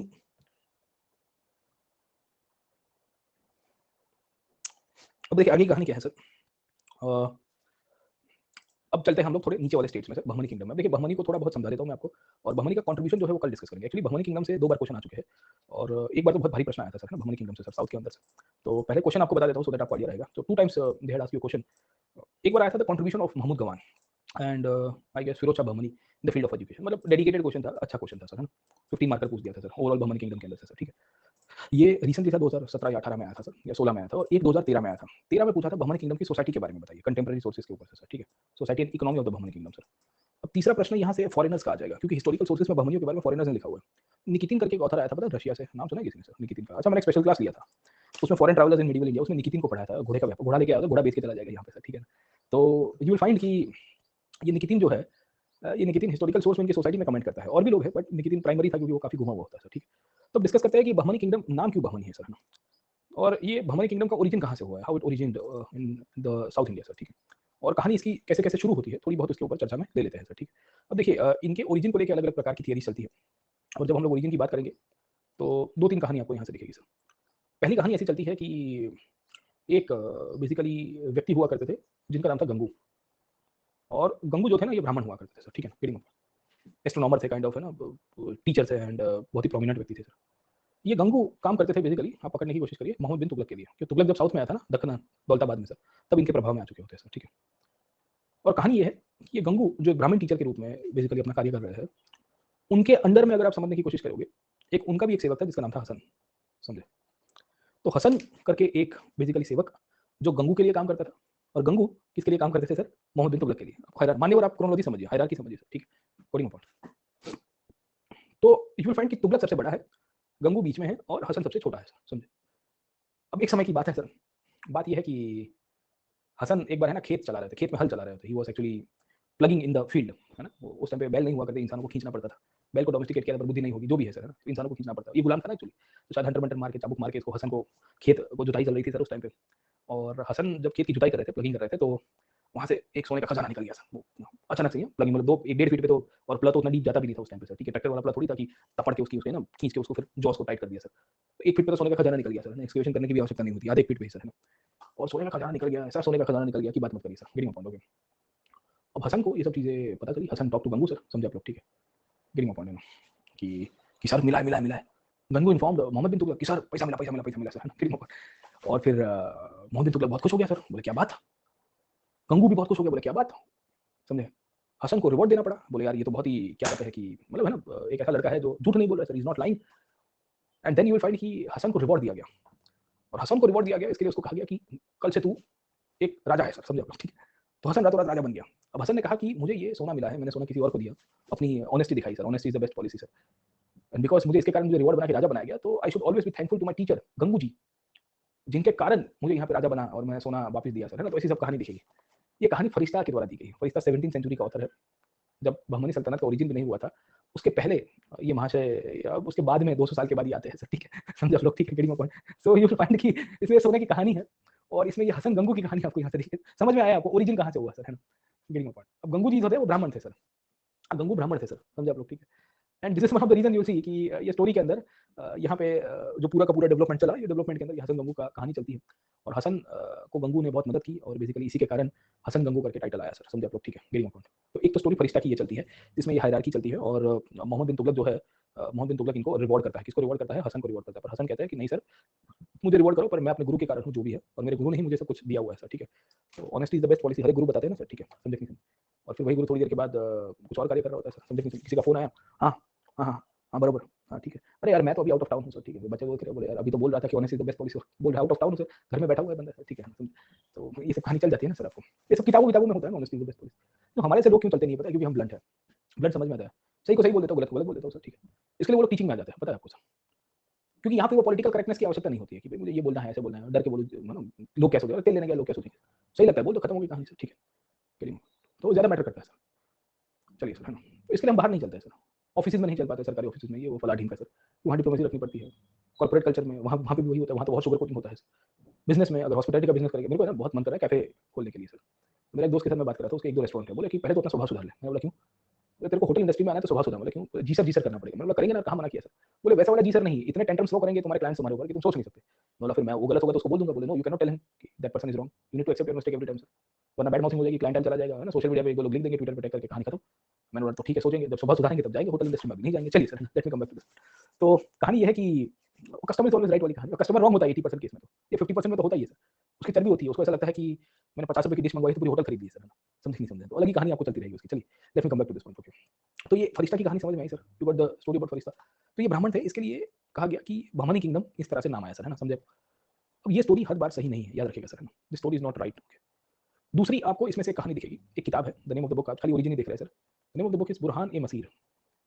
बुरहान ए मसीर एक्चुअली ये साउथ इंडिया में बहमनी किंगडम के ऊपर ही हमको नॉलेज देता है, और इसमें एक पर्शियन हीरो की बात की गई है जिनका नाम था बहमन शाह, ईसा फंदियार। बहमन शाह ईसा फंदियार वाज अ पर्शियन हीरो, जो इनफैक्ट उनके रिलेटेड बहुत सारी, अगर आप पकड़ने की कोशिश करोगे, ईरान में बहुत सारी कहानी चलती है। और ये लोग थे बहमनी किंगडम के ज़्यादातर जो शासक थे, उनमें से ईरानी प्रभाव बहुत दिखता है। कल मैं आपको पढ़ाऊँगा कि the Pardesi versus the Dakhni, the Afaqis versus the Dakhni, the nature of the Bahmani सल्तनत। नेक्स्ट टाइम क्वेश्चन वहाँ से ही आएगा। तो ऐसा कहा गया है कि ईरान का जो लिटरेचर है, उसमें बहमन शाह का इंपॉर्टेंस है। बहमन शाह ही was a kind of a great legend, और ये लेजेंड के नाम के ऊपर से कॉपी करके getting my point. Hasan Gangu अपना जो है, वो अपने आप को टाइटल देता है अलाउद्दीन हसन बहमन शाह। हसन गंगू क्या कहता है अपने आप को? क्योंकि वो अपने गुरु के नाम से पहचाना जाता था ना, तो ये कहता है कि मेरा नाम है अलाउद्दीन हसन बहमन शाह। बहमन शाह का मतलब ये है कि मैं ईरान के जो बहुत ही ज्ञानी व्यक्ति थे, उनके साथ अपने आप को लेजिटिमाइज़ करवा रहा हूँ, लिंक अप करवा रहा हूँ। और यहाँ से ही बहमनी किंगडम की शुरुआत हुई। 1347 में ये स्टेट इंडिपेंडेंट होता है after the Mohammad bin Tughlaq's Daulatabad debacle, और करीबन 1518 या लेट बाय लेट 1527 तक चलेगा। ये स्टेट के डिक्लाइन के बाद इन्हीं में से छोटे राजा निकल के आए, जैसे हम लोग कहते हैं दक्कनी सल्तनत, आदिल शाही, निजाम शाही, बरीद शाही, बेजार शाही, कुतुब शाही, सब ठीक है ना, पनीर शाही, समझे नहीं समझे है ना, मुर्ग शाही, सर है ना, सबके सब शाही निकलेंगे उसके बाद। तो ये शाही कहाँ से आए हैं उसके ऊपर भी डिस्कस करेंगे सर, है ना, बट आज नहीं, आज यहाँ पे कंक्लूड करते हैं। बहमनियों के ऊपर से अभी तक 2 प्रश्न आए हैं सर। एक सोसाइटी के ऊपर पूछा है सर, सोसाइटी और इकोनॉमी के ऊपर पूछ दिया है, very generalise question I can say. एक क्वेश्चन पूछा है एजुकेशन के ऊपर से सर। तीसरा प्रश्न आएगा इनकी नेचर ऑफ पॉलिटी, क्योंकि ये सबसे कंटेंशियस रही है। क्यों कंटेंशियस रही है? क्योंकि भाई साहब इनके समय पे लड़ाई हो रही थी 2 लोगों के बीच में, यहाँ के स्थानिक ऑफिशियल्स जिसको दक्खनी कहा गया है, और तीसरे जो पर्शियन ओरिजिन के ऑफिशियल्स हैं जिनको परदेसी कहा गया है। परदेसी या अफाकी कहते हैं। अफाकी का मतलब होता है कि कॉस्मोपॉलिटन, जो बाहरी थे सर, है ना। तो नेक्स्ट क्वेश्चन मेरा मानना है कि यहाँ से आएगा, यही आएगा, मार्क माय वर्ड्स, यही आएगा। ये 2 आ चुके हैं सर। तीसरा आर्ट एंड कल्चर से, आर्किटेक्चर से आएगा, और चौथा इनकी लड़ाई विजयनगर से हो रही थी, वो भी आ सकता है, पर विजयनगर से कंटेम्प्रेरी पॉलिटिकल हिस्ट्री नहीं पूछता। फॉरेन ट्रैवलर्स निकितिन एकमात्र सबसे बड़ा है जो यहाँ पे ट्रैवल करता है, तो उसके ऊपर भी थोड़ी बहुत डिस्कशन कर देंगे सर, ठीक है। चलिए आज यहाँ पे कंक्लूड करते हैं। हिंदी में नोट्स प्रिपेयर करना है, आपकी स्लाइड्स को हिंदी में कन्वर्ट करके लिख सकते हो या क्वेश्चन आंसर फॉर्मेट में लिखो। सविता, अगर आप ऑप्शनल की तैयारी कर रहे हैं तो what I can suggest is कि आप क्वेश्चन आंसर फॉर्मेट में लिखिए, और प्रीवियस के क्वेश्चंस जो है उसका एक फॉर्मेट बनवा दीजिए। जैसे क्वेश्चंस तो यहाँ पे मैंने क्लास में डाले हुए हैं सर, ठीक है, उसी को आप नोट्स के रूप में कन्वर्ट कर दीजिए सर, है ना। तो ज्यादातर टॉपिक्स आपके कवर हो जाएंगे, और क्या होगा कि थोड़ी प्रैक्टिस भी हो जाएगी आपको, क्योंकि यही नोट्स को आप हिंदी में लिखोगे, फिर क्वेश्चंस को प्रैक्टिस करोगे तो बहुत लेंदी हो जाएगा। तो आपको अगर समझ में आ रहा है, क्योंकि नोट्स तो क्या है कि बुलेट पॉइंट्स में ही हमने डाले हुए हैं ज्यादातर सर, ठीक है, और फिर कुछ कुछ ये अनोटेशंस के साथ भी हम लोग डाले, कनोटेशंस के साथ, है ना, ये ब्लैक बोर्ड के ऊपर भी लिख रहे हैं, तो इन दोनों को मिक्स करके आप कर सकते हो, दिस विल बी बेनिफिशियल, है ना। और फिर क्वेश्चन सेंट्रिक में ये होगा कि आपका रिवीजन भी फिर हो जाएगा, क्योंकि इसके इर्द-गिर्द टॉपिक्स अल बिरूनी ने क्या-क्या ऑब्जर्व किया, फिर मॉक क्वेश्चंस आप बना सकते हो कि बिरूनी के ऑब्जर्वेशंस कहाँ-कहाँ सोसाइटी में आ गए हैं, पॉलिटी में आ गए, उसकी लिमिटेशंस क्या-क्या है सर, ठीक है। तो कुछ इस तरह से आप प्लान करिए, है ना, क्योंकि पूरी की पूरी नोट्स अगर फिर से करोगे तो आपको फिर उसको कंसाइज करना पड़ेगा। आप दूसरा अप्रोच क्या कर सकते हो, वो है कि you can concise the notes, क्योंकि ये नोट्स क्या है, मल्टीपल स्लाइड्स में है, तो आपको 200-300 पेज में ऐसी नोट्स बनानी होगी जो पूरी मिडिवल इंडिया को कवर करे, हिंदी में अगर आपको करनी है ना। इवन इंग्लिश वाले कैंडिडेट्स जो चाहते हैं कि सर हमको स्लाइड्स में से नोट्स बनानी है, क्योंकि स्लाइड्स में हमने ज़्यादातर कॉम्प्रिहेंसिव आपको चीज़ें करवाई है सर, तो आप इसको फिर कंसाइज करके 200 पेज के अंदर ला दीजिए, समझे, क्योंकि वही आपको हेल्प करेगा रिवीजन में, मल्टीपल रिवीजन में, समझे। वरना तो फिर होगा क्या कि आपने फिर इसमें से 1000 पेज की नोट्स बनाई तो रिवीजन कब करोगे? आपकी नोट टोटल 400 या 500 पेज की होनी चाहिए, 4 टॉपिक की, सवा सौ पेज में डिवाइड कर दिए, 125 पेज का एंशिएंट, 125 पेज का मेडिवल, 125 पेज का मॉडर्न, और 125 पेज का वर्ल्ड हिस्ट्री, समझे। अगर if you want to make notes out of the slides and other sources, okay, तो that will be a good option sir, है ना। स्लाइड्स में ज़्यादा समझ में आ रहा है सुजीत, स्लाइड्स में समझ में आ रहा है, रेफरेंस बुक्स यार आपकी वोकेबुलरी को इंप्रूव करने के लिए और मेथोडोलॉजी और फ्लो ऑफ राइटिंग को इंप्रूव करने के लिए। स्लाइड्स में बुलेट पॉइंट्स दिए हैं, फिर मुझे पता नहीं कि आप आंसर कैसे लिख पाओगे उसमें से। आपको ड्राफ्टिंग में अगर आपकी कंटेंट राइटिंग में कमांड है, मतलब if you can write good answers तो कोई दिक्कत नहीं। देखो there are 2 type of candidates. एक मेरा स्टूडेंट था, वो कभी आंसर राइटिंग प्रैक्टिस ही नहीं करता था, उसने हार्डली 25-50 आंसर्स लिखे होंगे, ही गॉट सिलेक्टेड एक्चुअली। वो कहता है कि सर मेरे को कंटेंट का ही काम करना है, क्योंकि I know the method of writing. So खाली कंटेंट के ऊपर ही वर्क कर रहा था, उसने ज़्यादा प्रैक्टिस नहीं की आंसर राइटिंग की, पूरी वजह ही नहीं सर। वो बोलता है कि sir I know what are my pros and cons, मुझे को मसाला चाहिए sir, I can streamline that thing. वो इमीडिएटली और बढ़िया लिखता था सर, है ना। कुछ कैंडिडेट्स ऐसे होंगे जिनके पास शायद तक राइटिंग जो है उतनी स्किल्स नहीं है, तो उनको फिर ये बुलेट पॉइंट से फिर इंटरप्रेट करके अपने हिसाब से लिखना पड़ेगा ना सर, समझे आप लोग। आर्ट एंड कल्चर का वेरी करता है बेटा, है ना, this is not prelims examination, UPSC में हर बार वेरी करता है, ठीक है, every year the topic and the weightage varies, okay, I can not actually bring it out sir, है ना।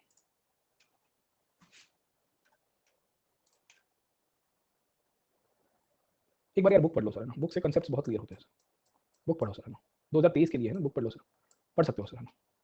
न्यू कोर्स आ जाएगा 10 दिसंबर के बाद सर, है ना, मतलब जीएस का कोर्स जो बोल रहे हो, जीएस में new course that will be after 10th December, है ना, 11-12 दिसंबर के आसपास you can expect the new course, okay. Mapping last में करेंगे, we will do it in the last. Last में क्यों? क्योंकि एक बार मेडिकल खत्म हो जाए ना, उसके बाद मैपिंग करवा दूंगा और वर्ल्ड हिस्ट्री साथ-साथ करेंगे। What I can do is कि वर्ल्ड हिस्ट्री चालू कर दूंगा और मैपिंग के लिए एक अलग से छोटा-सा कोर्स ला दूंगा मैं। History optional with mapping, mapping का 4-5 सेशन ले लेंगे, है ना? सो वो ज़्यादा ठीक रहेगा सर, है ना? समझे? लास्ट में करेंगे, एंशिएंट मेडिवल से मैपिंग आते हैं ज़्यादातर। मेडिवल खत्म हो जाने दो, तो उसके बाद मैपिंग का एक अलग से छोटा 4-5 सेशन ज़्यादा बहुत हो जाएंगे सर, 10 घंटे तो ओहो हो! मतलब है ना, आहा! वाह, वाह, वाह वाला हो जाएगा। क्योंकि खाली टेक्निक मुझे बतानी है, आपको ग्रिड लाइन्स बतानी है, प्लॉटिंग बताना है सर। लोकेशंस तो आपको फिर इतनी सारी मिलती रहेगी, है ना? तो कुछ-कुछ लोकेशंस भी आपको बता दूँगा, लास्ट में करेंगे। शायद अप्रैल में कर सकते हैं या इन बिटवीन कर सकते हैं, आई वर्क आउट, क्योंकि मैप में क्या है कि ये सब कंटेंट क्या है कि मेरे पास होता है सर, है ना? मैप में फिर मैं डॉट, डॉट, डॉट मार के थोड़ा ब्रेनस्टॉर्म हैंड्स ऑन अप्रोच करूँगा आपके लिए सर, ठीक? तो लास्ट में रखा है मैंने इसके लिए सर, है ना? क्योंकि मैपिंग लास्ट में क्यों है? क्योंकि मसाला अगर आपके पास होगा तो लोकेशन को आइडेंटिफाई करने के बाद लिखने में प्रॉब्लम नहीं आएगी। आज की तारीख में अब आपको शायद तक गौहर नाम की जगह पे पूछ दें, गौर या छोड़ दीजिए, आपको से फॉर एग्जांपल दिल्ली में दिल्ली बता दे या कोई भी जगह बता दे, फॉर एग्जांपल आपको अभी बता दे बहमनी किंगडम है ना, बीदर बता दे, बीदर बीदर को आइडेंटिफाई करना है आपको, यू हैव आइडेंटिफाइड बीदर, तो उसके बाद फिर आपको बीदर के आर्ट फॉर्म के बारे में लिखने में दिक्कत नहीं होगी। तो आप लिख सकते हो कि Bidar was the capital of the Bahman kingdom, समझे आप लोग, ठीक है। It was ruled by Mahmud Gawan once upon a time in antiquity where he has built a monument called as madrasa sir, है ना, ऑब्जर्वेटरी बनाई गई है। तो फिर ये 4 पॉइंट आपको मिल गए ना। तो कहानी ये है कि पहले हिस्ट्री पढ़ो, मैपिंग सबसे लास्ट में करो, क्योंकि कंटेंट 50 वर्ड्स में लिखना है, वो जो प्लेस लोकेशन जो भी आपको आइडेंटिफाई करनी है, समझे? ज़्यादा लिखना भी नहीं है, कंटेंट मिल गया तो आइडेंटिफाई करने में टाइम नहीं लगेगा, और आइडेंटिफिकेशन आपका लास्ट तक चलता रहेगा सर, ठीक है ना। बेटा टेलीग्राम चैनल हमने बनवाई नहीं है, एक ग्रुप बनवाया था हमने यहाँ पे, but because of some technical things वो ग्रुप उड़ गया है सर कहीं पे, तो कुछ और हम लोग ट्राई कर रहे हैं सर उसको लेके सर, है ना। चलिए, तो ठीक है ना, नॉट एन इश्यू है ना, डोंट वरी अबाउट दैट। आप अपने क्लास में मुझे क्वेरी पूछ सकते हो, I am available in the class. चलिए आज यहाँ कंक्लूड करता हूँ, कल मिलता हूँ आपको सर, है ना, बाय बाय।